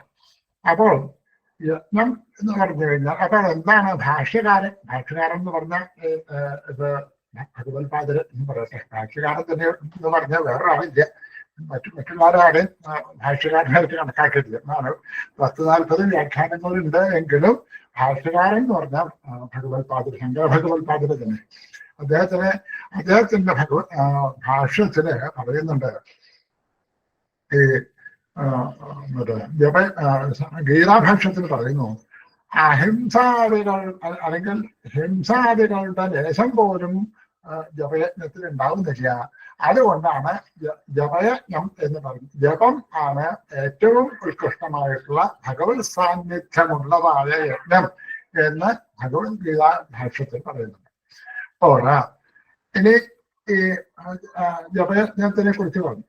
ഇനി ജപയജ്ഞം അത് ലോകത്തിലെ അനുഭവം തന്നെയാണ്. സാധാരണ ഞാൻ ചില ധർമ്മശാസ്ത്ര ഗ്രന്ഥങ്ങളിൽ പറയുമ്പോൾ അഗ്നിഹോത്രം തുടങ്ങിയിട്ടുള്ളത് പതിവായിട്ട് അനുഷ്ഠിച്ചു വരുന്ന സത്തമന്മാരുണ്ടാവുമല്ലോ, ജനങ്ങൾ. അവര് ഓരോ സന്ധ്യയ്ക്കും അഗ്നിഹോത്രം ചെയ്യണം. അതിന് നിയമമാണ്, ശാസ്ത്രം അങ്ങനെ പറഞ്ഞിട്ടുണ്ട്, അത് തന്നെ ചെയ്യണം, മുടക്കാൻ പാടില്ല. പക്ഷെ ചില സന്ദർഭങ്ങള് ഈ യജ്ഞം അനുഷ്ഠിക്കുക എന്നുള്ള ദ്രവ്യങ്ങൾ കിട്ടാനും പല പല തടസ്സങ്ങൾ ഉണ്ടാവുമ്പോൾ അതിലൊടുക്കം ഒരു വിധി പറയുന്നുണ്ട്. കർമ്മം ചെയ്യാൻ പറ്റിയില്ലെങ്കിലും ആ കർമ്മത്തിലുള്ള മന്ത്രങ്ങള് ഭക്തിപൂർവം ചൊല്ലിക്കഴിഞ്ഞാൽ തന്നെ അഗ്നിഹോത്രം ചെയ്തിട്ടുള്ളതാണ് ഇത് കിട്ടും, ഫലം കിട്ടും എന്ന് പറയുന്നു. അപ്പോൾ അഗ്നിഹോത്രത്തിന്റെ ഫലം, അഗ്നിഹോത്രം എന്ന് പറഞ്ഞാൽ യജ്ഞം തന്നെയാണല്ലോ. അപ്പൊ ആ പോരാ, ഇത് മാത്രം പോരാ. അശ്വമേധം എന്ന് പറഞ്ഞൊരു യജുർവേദത്തിനൊരു ഭാഗമുണ്ട്. അശ്വമേധം യാഗം ചെയ്യാൻ പറ്റിയില്ലെങ്കിലും ആ അശ്വമേധം ജപിച്ചാൽ തന്നെ അശ്വമേധത്തിന്റെ ഫലം, അശ്വമേധം ചെയ്തതായിട്ടുള്ള ഫലം കിട്ടും എന്ന് ജപയജ്ഞത്തിന്റെ മാഹാത്മ്യത്തിനെ കുറിച്ച് പല സന്ദർഭങ്ങളിലും പറയുന്നുണ്ട്. അത് ഇവിടെ പറയാൻ ഞാൻ പറയാൻ ഉദ്ദേശിച്ചിട്ടുള്ള എന്റെ വിവക്ഷിതമായിട്ടുള്ള വിഷയം ഈ എത്ര പ്രാവശ്യം ജപിക്കണം എന്നൊരു സംശയം. പല പല വിഷയങ്ങളും പറയുന്നതുണ്ട്. എന്നാലും ഞാൻ ഇവിടെ നേരിട്ട് എന്ന വിഷയത്തിലേക്ക് എടുക്കാം. എത്ര പ്രാവശ്യം ജപിക്കണം? ഒരു തവണ ജപിച്ചാൽ മതിയോ? അപ്പൊ അധ്യാപകന് ഒരു തവണ ജപിച്ചപ്പോ അദ്ദേഹത്തിന് ഭഗവത് സാന്നിധ്യം കിട്ടി എന്ന് പറയുന്നു. അപ്പൊ എത്ര തവണ ജപിക്കണം? അപ്പോൾ അതിന് പ്രാചീനന്മാർ ഒരു സമ്പ്രദായം ഉണ്ടാക്കി വെച്ചിട്ടുണ്ട്. എന്താണ്? അത് ഇപ്പൊ അഷ്ടാക്ഷരം, പഞ്ചാക്ഷരം, ദ്വാദശാക്ഷരി തുടങ്ങിയിട്ടുള്ള മന്ത്രങ്ങൾ. അഷ്ടാക്ഷരം വിഷ്ണുവിന് അല്ലെങ്കിൽ അഷ്ടാക്ഷരത്തിലെ 8 അക്ഷരങ്ങളാണ്. അപ്പൊ 8 അക്ഷരങ്ങളുള്ളതാകുമ്പോൾ ഏറ്റവും ചെറിയിട്ടുള്ളത് 8 രൂപെങ്കിലും. അതുപോലെ ദ്വാദശാക്ഷരി 12 അക്ഷരങ്ങൾ, അപ്പൊ 12 രൂപെങ്കിലും. അതുപോലെ ഗായത്രി 10 എന്ന് പറഞ്ഞാൽ 10 അക്ഷരമല്ല, 24 അക്ഷരമുണ്ട്. പക്ഷെ 10 പദം ആണ് ഗായത്രിയിലുള്ളത്. അപ്പൊ അതുകൊണ്ട് 10 പദം അടങ്ങിയിട്ടുള്ളതായ ഈ മന്ത്രം 10 രൂപെങ്കിലും മിനിമം, ഏറ്റവും ചുരുക്കം തന്നെ പറയുകയാണെങ്കിൽ അതെങ്കിലും കൂടി ജപിക്കും. അത് കുറച്ചു ഇനി അതല്ല, കുറച്ചും കൂടി ആവാം. 10 ഏറ്റവും മിനിമമായിട്ട് ഒന്നും പാടില്ല. അപ്പൊ അതുകൊണ്ട് 24 അക്ഷരം. ഇനി അതും പറ്റില്ല. മനു ഒക്കെ പറഞ്ഞിരിക്കുന്നത് 1000 വേണമെന്നാണ് പറഞ്ഞത്. പക്ഷെ ശതം എന്നുള്ളതിനും സഹസ്രം എന്നുള്ളതിനും അനവധി എന്നൊരർത്ഥമുണ്ട്. അത് എണ്ണത്തിൽ പെടുത്തില്ല. ശതപത്രം എന്ന് പറഞ്ഞാൽ താമരപ്പൂവ് എന്നാണ് അർത്ഥം. സഹസ്രപത്രം എന്ന് പറഞ്ഞാലും താമരപ്പൂവ് എന്നാണ് അർത്ഥം. സഹസ്ര രശ്മി എന്ന് പറഞ്ഞാൽ ആദിത്യൻ എന്നാണ് അർത്ഥം. ആദിത്യന് എണ്ണി 1000 രശ്മികളല്ല അവിടെ. അപ്പൊ അവിടെ അതുപോലെ സഹസ്രഹീർഷ പുരുഷ, സഹസ്രാക്ഷ സഹസ്രമാണ് എന്നുള്ളടത്ത് സഹസ്രഹീർഷൻ ആണ്, സഹസ്രപാത്വമാണ് എന്നൊക്കെ പറയുന്നുണ്ട്. അപ്പൊ അവിടെ സഹസ്രം എന്ന് പറഞ്ഞു കഴിഞ്ഞാൽ അവിടെ കേവലം നമ്പർ ആയിട്ടുള്ള 1000 എന്നല്ല അർത്ഥം, അനേകം അർത്ഥം. ഇവിടെ നമ്മൾ ആ അർത്ഥത്തിലേക്ക് കൊണ്ടുവരാൻ വേണ്ടിയിട്ടല്ല കേട്ടോ പറയുന്നത്. അപ്പൊ അവിടെ അനേകം. അപ്പോൾ ഗായത്രി തുടങ്ങി പ്രതിദിനം ചെയ്യുന്നതായിട്ടുള്ള ജപാദികളുടെ 1000 എന്നുള്ളൊരു അനവധി 1000 100 108 1000 1008 അങ്ങനെ ഒരു സമ്പ്രദായമുണ്ട്. ഇത് കൂടാതെ ഇങ്ങനെ ഒരു അപ്പോ ഒരു ഇങ്ങനൊരു വ്യവസ്ഥ ഉണ്ട്. അപ്പോൾ ഇവിടെ ഇനി ഈ അതാത് ഇവിടെ ഫലത്തിനെ കുറിച്ച് പറയുമ്പോൾ പല ഫലങ്ങളും പറയുന്നുണ്ട്. അതില് ഇവിടെ ഞാൻ വളരെ ചുരുക്കം പറയുന്നുള്ളൂ. ഞാനൊരു 15-20 മിനിറ്റ് പറയാൻ എന്നാണ് ഉദ്ദേശിച്ചത്. അതിൻ്റെ ഒരു മറ്റേ ഇനി ഇതിൻ്റെ ഒരു വേറൊരു പാഠം പറയുകയാണെങ്കിൽ വേറൊരു കാര്യം, ഈ ശാസ്ത്ര അല്ല സഹസ്രനാമത്തിന് ആകെ ഒരു 40ഓളം വ്യാഖ്യാനങ്ങളുണ്ട്. 40ഓളം വ്യാഖ്യാനമുണ്ട്. അപ്പൊ അതില് ഏറ്റവും പ്രധാനം ഞാൻ മുമ്പ് പറഞ്ഞു, ഭഗവത്പാദരുടെ ഭാഷ്യം, സഹസ്രനാമ ഭാഷ്യം. ഭഗവത്പാദര് മാത്രമല്ല, ഭഗവത്പാദരുടെ ഭാഷ്യം അദ്വൈത ഭാഷ്യമാണ്, അദ്വൈത രീതിയ ഉള്ളതാണ്. ഇനി വിശിഷ്ടാദ്വൈത രീതിയ, രാമാനുജ പക്ഷത്തിനെ അംഗീകരിക്കുന്ന രീതിയിൽ ഒരു വ്യാഖ്യാനമുണ്ട്. അതും കേരളത്തിൽ പ്രസിദ്ധമില്ല, കേരളത്തിലില്ലെങ്കിലും മറ്റ് തമിഴ്നാട് തുടങ്ങിയിട്ടുള്ള സ്ഥലങ്ങളിൽ ശ്രീവൈഷ്ണവന്മാർക്കായിട്ടുള്ള പ്രസിദ്ധിയുണ്ട്. അത് ഞാൻ പുസ്തകം അച്ചടിച്ചിട്ടുണ്ട് എന്നാണ് ഞാൻ മനസ്സിലാക്കുന്നത്. പക്ഷെ ഞാൻ നേരിട്ട് കണ്ടിട്ടില്ല. അതിന് പിന്നെ അതുപോലെ തന്നെ അപ്പൊ ദക്ഷിണേന്ത്യയിൽ ഉണ്ടായിട്ടുള്ള പ്രധാനപ്പെട്ട അദ്വൈതം, വിശിഷ്ടാദ്വൈതം, ദ്വൈതം.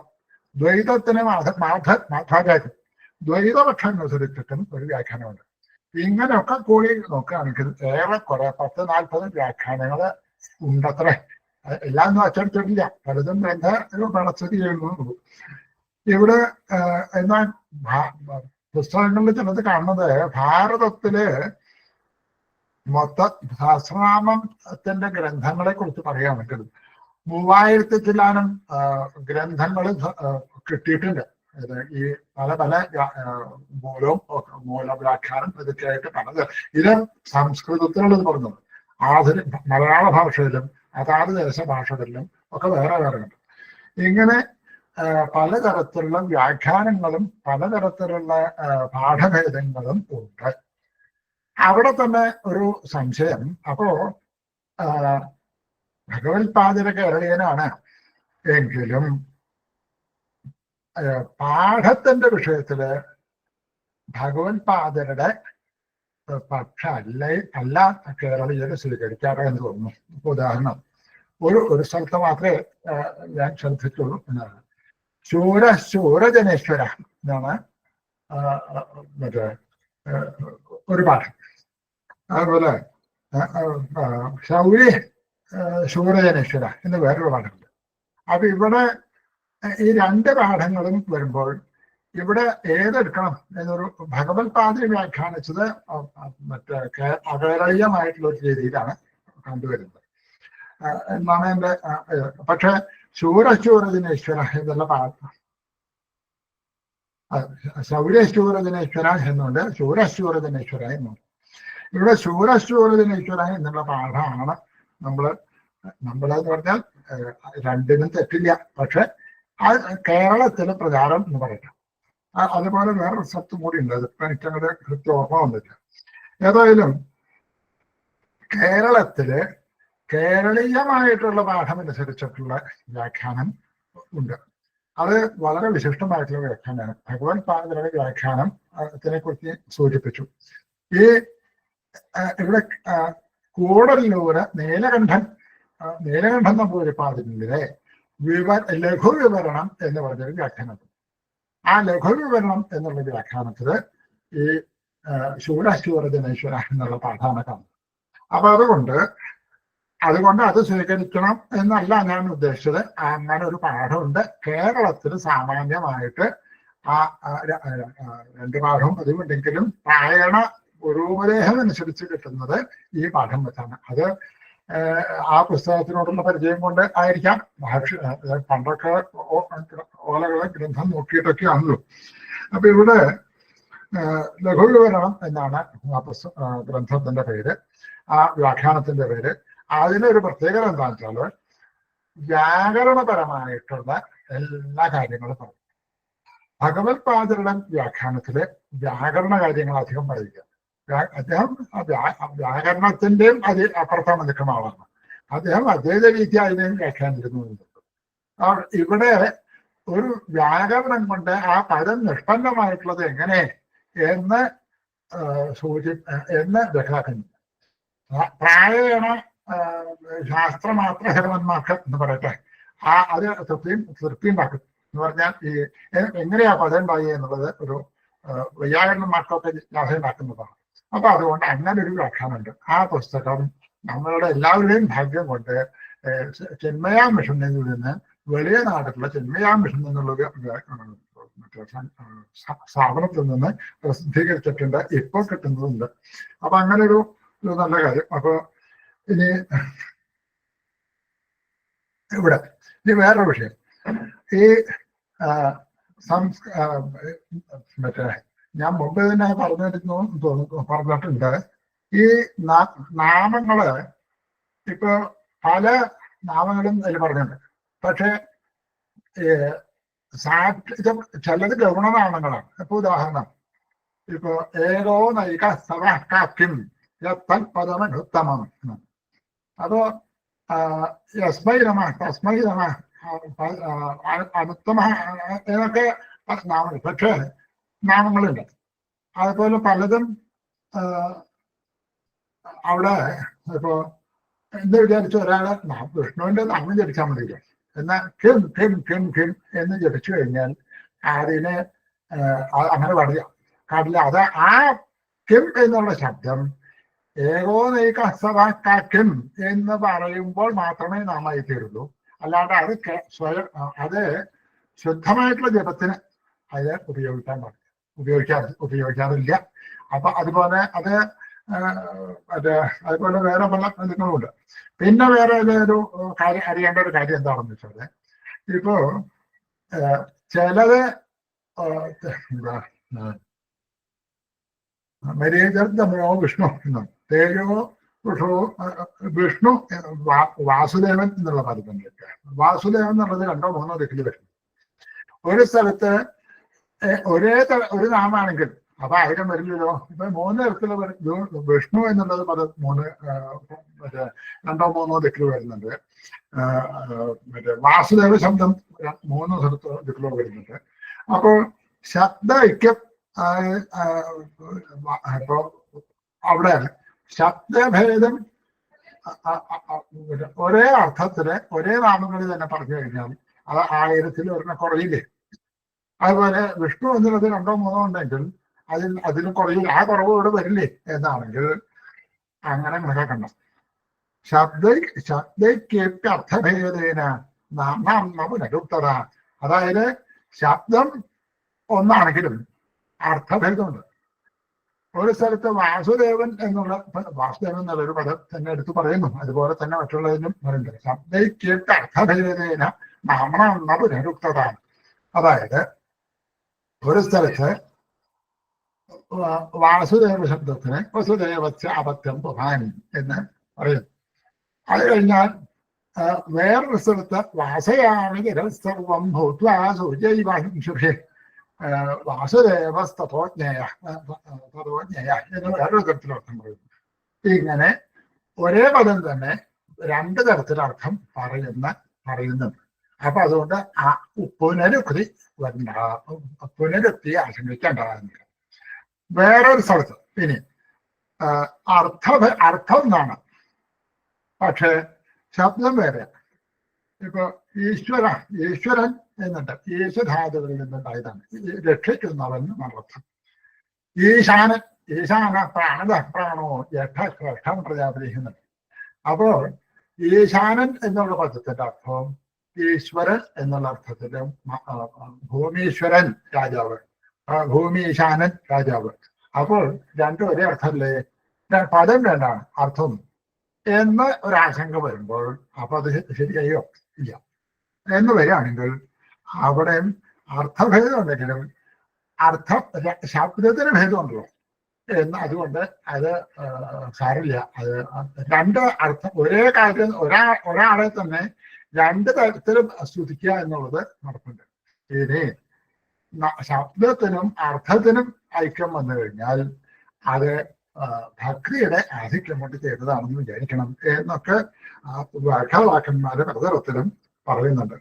ഇനി ഇവിടെ ഒരു ഞാൻ വിഷയത്തിലേക്ക് വരട്ടെ. അപ്പൊ അവിടെ ഫലശ്രുതി വരുന്ന പറയുന്ന സന്ദർഭത്തില് പല ഫലങ്ങളും പറയുന്നുണ്ട്. അതായത് രോഗാർത്ഥവും ഇപ്പൊ അത് പറയട്ടെ. രോഗാർത്ഥവും ഉച്ചതേ രോഗായി, ബദ്ധോമുച്ചേത ബന്ധനായി, ഭയമുച്ചേത ഭേദസ്തവും, മുച്ചേത ആപന്ന ആപദ. സഹസ്രനാമത്തിന് പ്രത്യേകിച്ചും തന്നെ പറയുന്നു സർവരോഗോപശമനം, സർവോപദ്രവനാശനം, ശാന്തിദം, സർവരിഷ്ടാനം, ഹരർണ ആനുവർത്തനം എന്ന് പറയുന്നത്. ഭഗവത് നാമങ്ങളെ ഉച്ചരിക്കുക എന്നുള്ളത് സർവരോഗത്തിനും നാശമുണ്ടാക്കും, സർവ ഉപദ്രവങ്ങൾക്കും നാശമുണ്ടാക്കും, ശാന്തി ഉണ്ടാക്കുകയും ചെയ്യും എന്ന് പറയും. അപ്പൊ ഇവിടെ രോഗാർത്ഥം എന്നുള്ള സംഖ്യ, രോഗാർത്ഥം രോഗത്തിൽ നിന്ന് മുച്ചതയെ, രോഗം കൊണ്ട് ആർത്തനായിട്ടുള്ള ഒരാള് സഹസ്രനാമം ജപിച്ചു കഴിഞ്ഞാൽ അയാള് രോഗമുക്തനായി തീരുന്നു. അപ്പൊ രോഗമുക്തൻ എന്ന് പറയുമ്പോൾ എത്ര ഉരു ജപിക്കണം? ഒരു കൊണ്ട് തന്നെ മുക്തനായി തീരും, സംശയമൊന്നുമില്ല. പക്ഷേ ആ ഒരു ഉണ്ടാവുമ്പോ സാധകനൊരു സംശയം ഉണ്ടാവും, ഒന്നായ പോരാ എന്ന് തോന്നും. അധികം പ്രയത്നം ചെയ്താൽ അധികം ഫലം കിട്ടുന്നതാണല്ലോ പറയാറുള്ളത് മീമാംസകന്മാരും. അധികം പ്രയത്നം ചെയ്ത് കഴിഞ്ഞാൽ അധികം ഫലം. അപ്പൊ അതുപോലെ രോഗാർത്ഥൻ ഒരു ഭംഗിന്റെ കിട്ടുമെങ്കിലും അയാള് അപ്പൊ എത്ര വേണം എന്ന് വരുമ്പോ രോഗാർത്ഥ എന്നുള്ളൊരു സംഖ്യ എടുക്കുക. രോഗാർത്ഥൻ എന്നുള്ള സംഖ്യ അത് മറ്റേ ഈ 632. അപ്പൊ 632 ഒരു സഹസ്രനാമം ജപിച്ചു കഴിഞ്ഞാൽ രോഗനാശം ഉണ്ടായിത്തീരും എന്നൊരു പറയാറുണ്ട്. അതുപോലെ ബദ്ധോമുച്ചേത ബന്ധനാൽ, ബദ്ധൻ എന്ന് പറഞ്ഞാൽ 93. ബന്ധനത്തിന് ജയിലിലോ മറ്റോ കൈക്കോടി കിടക്കുന്ന അല്ലെങ്കിൽ അങ്ങനെയെങ്കിലും എന്തെങ്കിലും വിഷമം വന്നിരിക്കുന്ന ആളാണെങ്കിൽ അയാൾക്ക് ആ ബദ്ധൻ എന്നുള്ള സംശയം കൊണ്ട് അയാൾക്ക് മുക്തിയിലാകും. ഭയം മുച്ചേത ഭൂതസ്തു, മുച്ചേത ആവന്ന ആവത. ഇവിടെ ഒരു സംശയം ഒന്നേ ഉള്ളൂ. ആവന്ന എന്നുള്ളത് ഭേദൻ എന്നുള്ളത് 64, ആവന്നൻ എന്നുള്ള സംഖ്യ 10 വരുള്ളൂ. അപ്പൊ 10 ഒരു ജപിച്ചാൽ മതിയാവോ മറ്റെന്നാ ചോദിച്ചാൽ താൽക്കാലികമായിട്ടുള്ള ആപത്തെന്ന് അർത്ഥമെടുക്കുക എന്ന് തന്നെ പറയേണ്ടി വരും. ഇനി പോരാ, വേറൊരു ഫലശ്രുതി പറയുമ്പോൾ ധർമാർത്ഥീന ധർമാർത്ഥി പ്രാപ്നുയാ ധർമാൻ, ധർമാർത്ഥി പ്രാപ്നുയാ ധർമ്മം, അർത്ഥാർത്ഥി അർത്ഥം ആപ്നുയാൽ, കാമാനോ ആപ്നുയാൽ കാമി, പ്രജാർത്ഥി ആപ്നുയാൽ പ്രജാം എന്നുണ്ട്. അപ്പോൾ ധർമ്മം ആഗ്രഹിക്കും. ധർമാർത്ഥി എന്ന് പറഞ്ഞു കഴിഞ്ഞാൽ 759.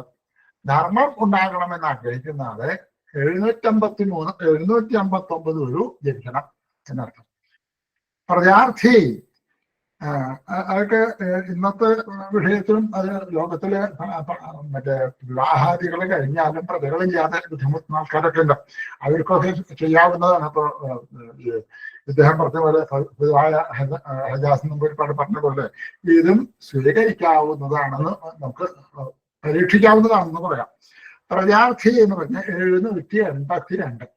അപ്പോൾ 782 ഒരു ജപിച്ചു കഴിഞ്ഞാൽ അത് പ്രജ ഉണ്ടാവുക. പ്രജ ഉണ്ടാവണമെങ്കിൽ തത്വവും ഭഗ്നി ഉണ്ടാവുകയും കൂടി വേണമല്ലോ. അപ്പൊ അതുകൊണ്ട് അതിനും മറ്റേ ഉപയോഗിക്കാമെന്ന് വിചാരിക്കുക. ഇനി വേറൊരാൾക്ക് പണം കിട്ടണം എന്നാണ് ആഗ്രഹം. അർത്ഥാർത്ഥി 770 ഒരു. കാമി ഉദ്ദേശിച്ചിട്ടുള്ള കാമം ആഗ്രഹം. അത് വലിയ ആഗ്രഹങ്ങളൊന്നും പാടില്ല, സാമാന്യമായിട്ടുള്ള ആഗ്രഹങ്ങളാണെങ്കിൽ 51 വരും. ഇങ്ങനെ ഒരു സമ്പ്രദായവും അത് ഉണ്ടാക്കാമെന്ന് തോന്നുന്നു. എന്നാൽ ഇത് എല്ലാ സമ്പ്രദായവും ഞാൻ കേട്ടിട്ടില്ല. പക്ഷെ രോഗാർത്ഥം എന്നുള്ളൊരു പാപാർത്ഥം, രോഗാർത്ഥം എന്നുള്ളൊരു സംഖ്യ ഉരുക്കഴിക്കുക എന്നും അത് ഞാൻ തന്നെ ഒരു സ്ഥലത്ത് കണ്ടിട്ടുണ്ട്. അത് വേറൊന്നുമില്ല, സഹസ്രനാമം ഒരു കഴിഞ്ഞാൽ രണ്ടാമത് ഒരു ചൊല്ലുക, അങ്ങനെ 660 യോഗാർത്ഥ എന്നുള്ള സംഖ്യ കഴിയണം അതിൽ തിരിക്കുക എന്നുള്ളൊരു സംഖ്യ സമ്പ്രദായം പ്രാചീനന്മാരായിട്ടുള്ള ആൾക്കാർ തന്നെ ചെയ്യണത് കണ്ടിട്ടുണ്ട്. അപ്പൊ അതുപോലെ ഈ ധർമാർത്ഥിയും പ്രജാർത്ഥിയും ഒന്നും അങ്ങനെ കണ്ടിട്ടില്ല. പക്ഷെ അതും പ്രയോഗിക്കാവുന്നതല്ലേ എന്ന് വൃദ്ധന്മാരായിട്ടുള്ളവരെ ആലോചിക്കണം എന്നുണ്ട്.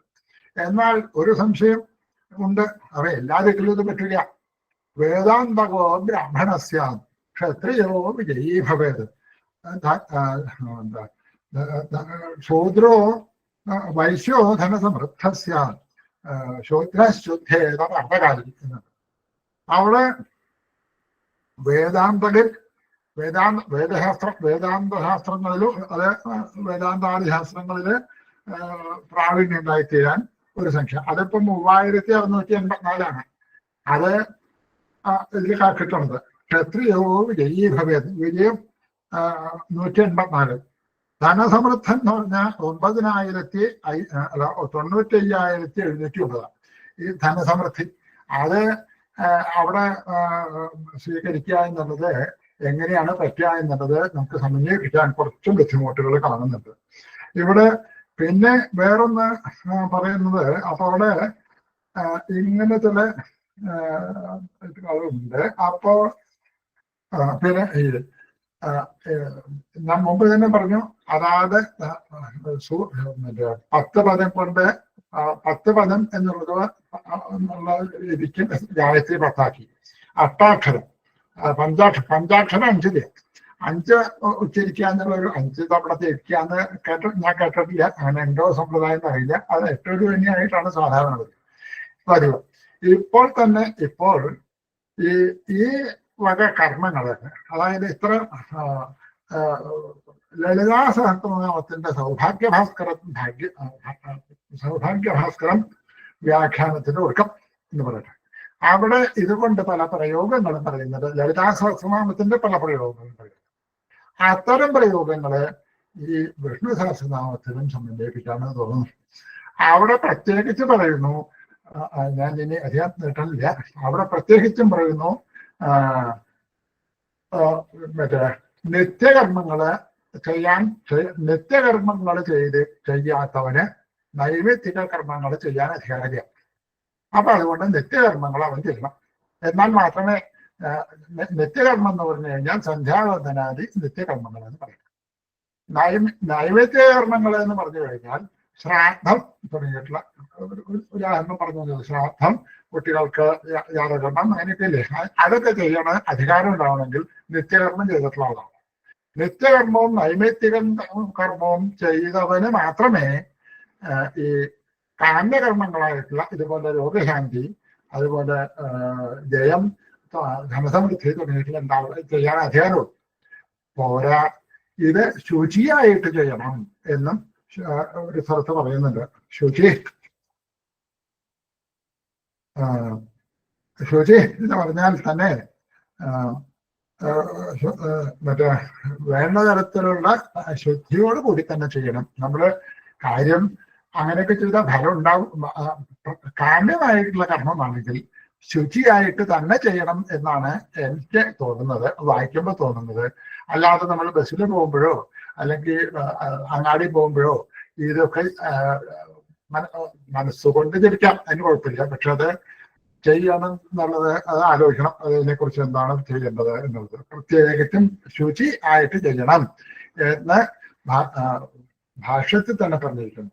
പോരാ, വേറൊരു കാര്യം കൂടി, ആചാരനിരതനായിരിക്കണം എന്ന് പറയുന്നത്. ദുരാചാരങ്ങൾ ചെയ്യുന്നവൻ ആരായാലും ഇല്ല, അയാൾക്കും ഇത് ചൊല്ലാനോ ഇതുകൊണ്ട് ഫലസിദ്ധി നേടാനോ അധികാരം ഉണ്ട് എന്ന് എനിക്ക് തോന്നുന്നില്ല. അതിനെക്കുറിച്ച് ആലോചിക്കണം.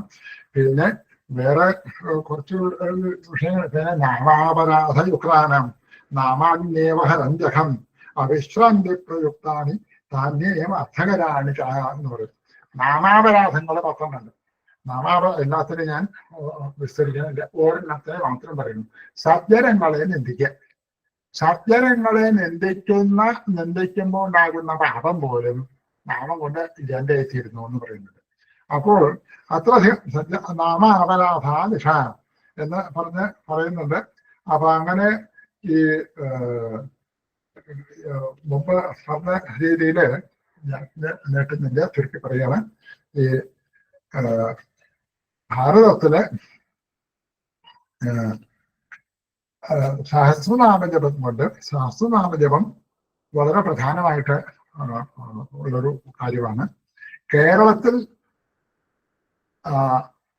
സഹസ്രനാമം ജപിക്കുക എന്ന് പറഞ്ഞാൽ അത് വിഷ്ണു സഹസ്രനാമം ജപിക്കുകയാണ്.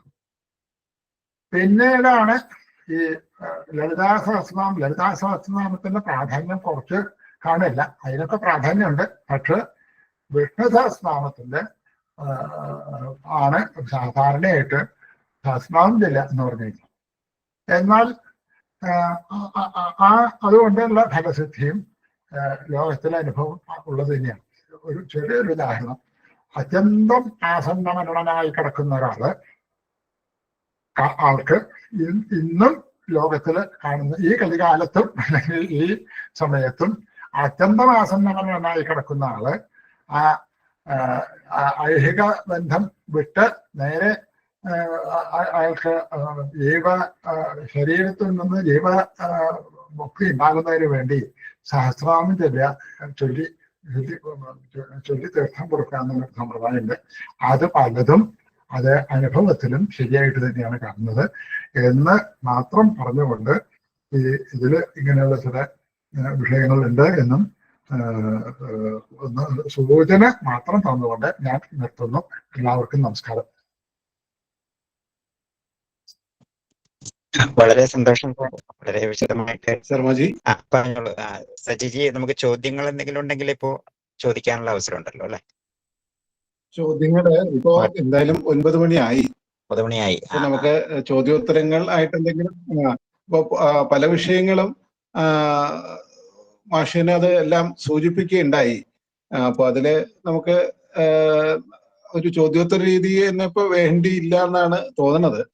പിന്നെ സദസ്സിൽ ആർക്കെങ്കിലും എന്തെങ്കിലും ഉണ്ടെങ്കിൽ ഒരു 2 കാര്യങ്ങൾ, 2 ചോദ്യങ്ങൾ ചോദിക്കാം. പെട്ടെന്നൊന്ന് ഹാൻഡ് റൈസ് ചെയ്യോ എന്തെങ്കിലും ചെയ്തു കഴിഞ്ഞാൽ ഈ വിഷയത്തില് അവതരിപ്പിച്ച വിഷയവുമായിട്ട് ബന്ധപ്പെട്ടിട്ടുള്ള വാസുദേവ് മാഷ് അവതരിപ്പിച്ച വിഷയവുമായിട്ട് ബന്ധപ്പെട്ടിട്ടുള്ള കാര്യങ്ങൾ ചോദിക്കണമെങ്കിൽ ചോദിക്കാം. വേഗത്തിൽ മൈക്ക് അൺമ്യൂട്ട് ചെയ്തിട്ട് ചോദിക്കാം.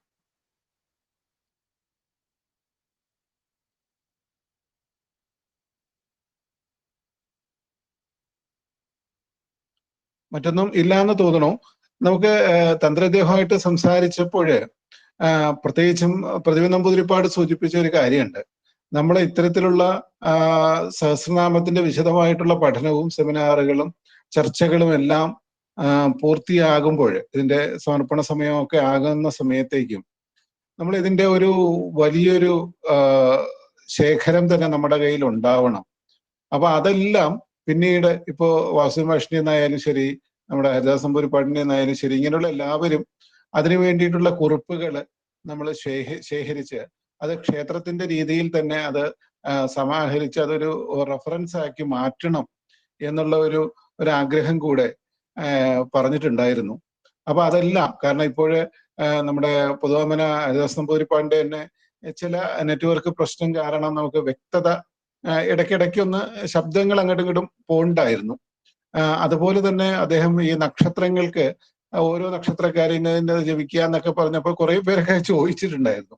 അപ്പൊ എന്താ വേണ്ടേ എന്നുള്ളത് ഒരു വ്യക്തത ഇല്ലാത്തത് കൊണ്ട് അപ്പൊ അത് എല്ലാവർക്കും വേണമല്ലോ. അപ്പൊ അങ്ങനെയൊക്കെ ഉള്ളതുകൊണ്ട് ഇത് ഒരു കുറിപ്പായിട്ട് നമുക്ക് കിട്ടുന്നുണ്ടാവും. തീർച്ചയായിട്ടും നമുക്കത് ഒരു റെഫറൻസ് ആയിട്ട് പത്മനാഭസ്വാമി ക്ഷേത്രത്തിൽ നമുക്ക് ഉണ്ടാവും. അതൊരു ചെറിയൊരു കുറിപ്പായിട്ട് നമുക്ക് നമ്മുടെ ഗ്രൂപ്പുകളിൽ നമുക്ക് ഷെയർ ചെയ്യാം. എല്ലാവർക്കും വീണ്ടും പ്രയോജനപ്പെടുന്ന രീതിയിൽ തന്നെയാണ് ക്ഷേത്രത്തിൽ നിന്ന് തന്ത്രിദേഹത്തിന്റെ നേതൃത്വത്തിൽ അത് ചിന്തിച്ചിട്ടുള്ളത്. ശ്രീ പത്മനാഭ ഭക്തമണ്ഡലി അതിനു വേണ്ടിയിട്ടുള്ള എല്ലാ ശ്രമവും ഈ പഠനത്തോടൊപ്പം തന്നെ ചെയ്യും. മുറജപകാലത്ത് നടക്കുന്ന നമ്മുടെ പല ചർച്ചകളിലും അതില് കൂടുതലും സഹസ്രനാമം തന്നെ ആകണം എന്നുള്ളതാണ് തന്ത്രിവര്യനൊക്കെ നമ്മളോട് സൂചിപ്പിച്ചിട്ടുള്ളത്. അതിലേക്ക് നമ്മൾ ശ്രദ്ധ വയ്ക്കുന്നുണ്ട്. അപ്പൊ എല്ലാത്തിലും ഇനി ഇപ്പോ കൂടിയ നമ്മുടെ പൊതുവാമന ഹരിദാസ് നമ്പൂതിരിപ്പാടിന്റെയും അതുപോലെ തന്നെ വാസുദേവ മാഷിന്റെ എല്ലാവരുടെയും സഹകരണം ഉണ്ടാകും. തീർച്ചയായിട്ടും നമുക്കതെല്ലാം നമ്മുടെ ഇത്രയും വലിയൊരു നമ്മൾ ഓരോ വിഷയത്തിലേക്ക് ഇറങ്ങി പോകുമ്പോൾ അത് എത്രയധികം നമ്മൾ പഠിക്കാനുണ്ടെന്ന് നമ്മൾ മനസ്സിലാക്കി തരുന്നതാണ്. അതുപോലെ തന്നെ ഇടയിൽ സൂചിപ്പിച്ച നമ്മുടെ വാസുദേവ മാഷ് സൂചിപ്പിച്ച സഹസ്രനാമത്തിന്റെ കേരളീയ പദ്ധതി അനുസരിച്ചുള്ള സഹസ്രനാമത്തിന്റെ PDF നമ്മൾ ഈ ഗ്രൂപ്പിലൂടെ തന്നെ ഷെയർ ചെയ്യാം. ഞാൻ തന്ത്രിദേവത്തിനോട് ചോദിച്ചിട്ട് അതിനെ കളക്ട് ചെയ്ത് ഞാനത് ഇതിലൂടെ ഷെയർ ചെയ്യുകയും ചെയ്യും. ഇത്രയാണ് ഇതിൽ സൂചിപ്പിക്കാനുള്ളത്. ഇപ്പൊ ചോദ്യങ്ങളൊന്നും ഇല്ല. മറ്റെന്തെങ്കിലും ഇതുണ്ടെങ്കിൽ പിന്നീട് നമ്മുടെ ഗ്രൂപ്പിലോ അല്ലെങ്കിൽ ഇതിന്റെ അഡ്മിനോടോ അറിയിക്കാം. അത് നമുക്ക് ചോദിക്കാം. പക്ഷെ എന്തായാലും കുറച്ച് സമയം തരിക. മറ്റുള്ള എല്ലാം ഇതുപോലുള്ള കുറിപ്പ് രൂപത്തിൽ തന്നെ അല്ലെങ്കിൽ അതൊരു PDF ആയിട്ടോ മറ്റോ നമുക്ക് ഷെയർ ചെയ്യുന്നുണ്ടാവും. നമസ്കാരം. സാറേ, ഒരു കാര്യം പറഞ്ഞോട്ടെ, ഈ സഹസ്രനാമത്തിന്റെ ഓഡിയോ വെർഷൻ തിരുമേനിമാര് ചൊല്ലുന്നൊന്ന് തയ്യാറാക്കുകയാണെങ്കിൽ അതൊന്ന് അത് വരുന്നുണ്ടല്ലോ, ദിവസവും പാഠങ്ങളിലൂടെ വരുന്നുണ്ടല്ലോ. അത് കണ്ണശയല്ലേ വരിക, കണ്ടിന്യൂസ് ആയിട്ട് കിട്ടുന്നില്ല. അത് കഴിയട്ടെ. പാഠം കഴിയുമ്പോൾ നമ്മൾ 10 ആകുന്ന സമയത്ത് ഇടുന്നുണ്ട്. ഇനി പൂർണ്ണമായിട്ടുള്ളത് പാഠം മുഴുവൻ തീരുമ്പോഴേക്കും വരും. അല്ല, അത് ഇപ്പൊ ഇതിനിടയിൽ തയ്യാറാവുന്നെങ്കിൽ തന്നെ അത് ഷെയർ ചെയ്യുകയും ചെയ്യുന്നുണ്ടാവും. ക്ഷേത്രത്തിലെ നിത്യവും ജപവും നടക്കുന്നുണ്ടല്ലോ. ദിവസവും നമ്മളവിടെ കുലശേഖര മണ്ഡലത്തിൽ ജപവും നടക്കുന്നുണ്ട്. ദൂരെയുള്ളവർക്കാണെങ്കിലും നമുക്കിതിലൂടെ നമുക്കത് ചെയ്യാൻ പറ്റും. ഇപ്പൊ പാഠത്തിന്റെ എണ്ണം കൂടുതൽ ഇട്ടാൽ അത് ഒരു ഇതാവുന്നുള്ളത് കൊണ്ടാണ് പഠിക്കുന്ന മുറയ്ക്ക് അത് ഇട്ടുകൊണ്ടിരിക്കുന്നത്. ശരി ശരി. പിന്നെ ഒരു കാര്യം, ഇന്നത്തെ പാഠത്തില് ആ 10 ശ്ലോകങ്ങൾ ഒന്നിച്ച് പ്രതിപാദിക്കുന്നത് വന്നിട്ടില്ലെന്ന് തോന്നുന്നു. സമ്മറി ആയിട്ടുള്ള സംഗ്രഹ രൂപത്തിൽ അതെ, അതില് ശ്ലോകം മാത്രമേ വന്നിട്ടുള്ളൂ. അത് നമുക്ക് ഇടാം. ശരി.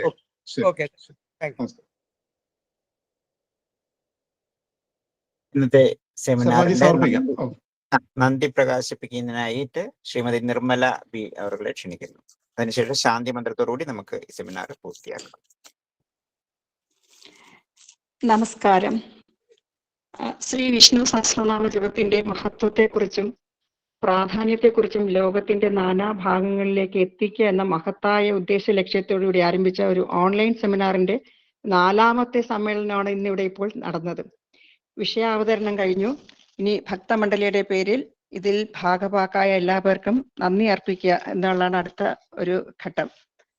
ആദ്യമായി ഇന്നത്തെ സെമിനാറിന്റെ ഉദ്ഘാടന കർമ്മം നിർവഹിച്ച ശ്രീ പത്മനാഭസ്വാമി ക്ഷേത്രം ഭരണസമിതി അംഗം അഡ്വക്കേറ്റ് എ വേലപ്പൻ നായർ അവർക്ക് ഭക്തമണ്ഡലിയുടെ പേരിൽ സ്നേഹപൂർവ്വം നന്ദി അറിയിക്കുന്നു. ജ്യോതിഷത്തിൽ വിഷ്ണു സഹസ്രനാമത്തിന്റെ പ്രയോഗങ്ങളെ കുറിച്ച് വിശദീകരിച്ചു എന്ന ശ്രീ പുതു വാമന ഹരിദാസൻ നമ്പൂതിരിപ്പാട് അവർക്ക് അകൈതവമായി കൃതജ്ഞത അറിയിക്കുന്നു. ശ്രീ വിഷ്ണു സഹസ്രനാമത്തിന്റെ ഫലസിദ്ധി എന്താണ്, സംഖ്യാനിയമം എന്താണ് എന്നൊക്കെ വിവരിച്ചു തന്ന ഗുരുവായൂർ ശ്രീകൃഷ്ണ കോളേജിലെ റിട്ടയർഡ് പ്രൊഫസറായ ഡോക്ടർ KV വാസുദേവൻ നമ്പൂതിരി സാറിന് സഹർഷം നന്ദി പ്രകാശിപ്പിക്കുന്നു. ഈ സെമിനാറിന്റെ സംഘാടകരായി പ്രവർത്തിച്ച എല്ലാവർക്കും ഈ സമ്മേളനം എത്ര സമയം ശ്രദ്ധയോടെ വീക്ഷിച്ച് പങ്കെടുത്ത എല്ലാ സജ്ജനങ്ങൾക്കും സസന്തോഷം സ്നേഹപൂർവ്വം ഞാൻ നന്ദി പ്രകാശിപ്പിക്കുന്നു. ഇതോടുകൂടി ഈ സെമിനാർ ഇവിടെ സമാപിക്കുന്നതായി. നമസ്കാരം.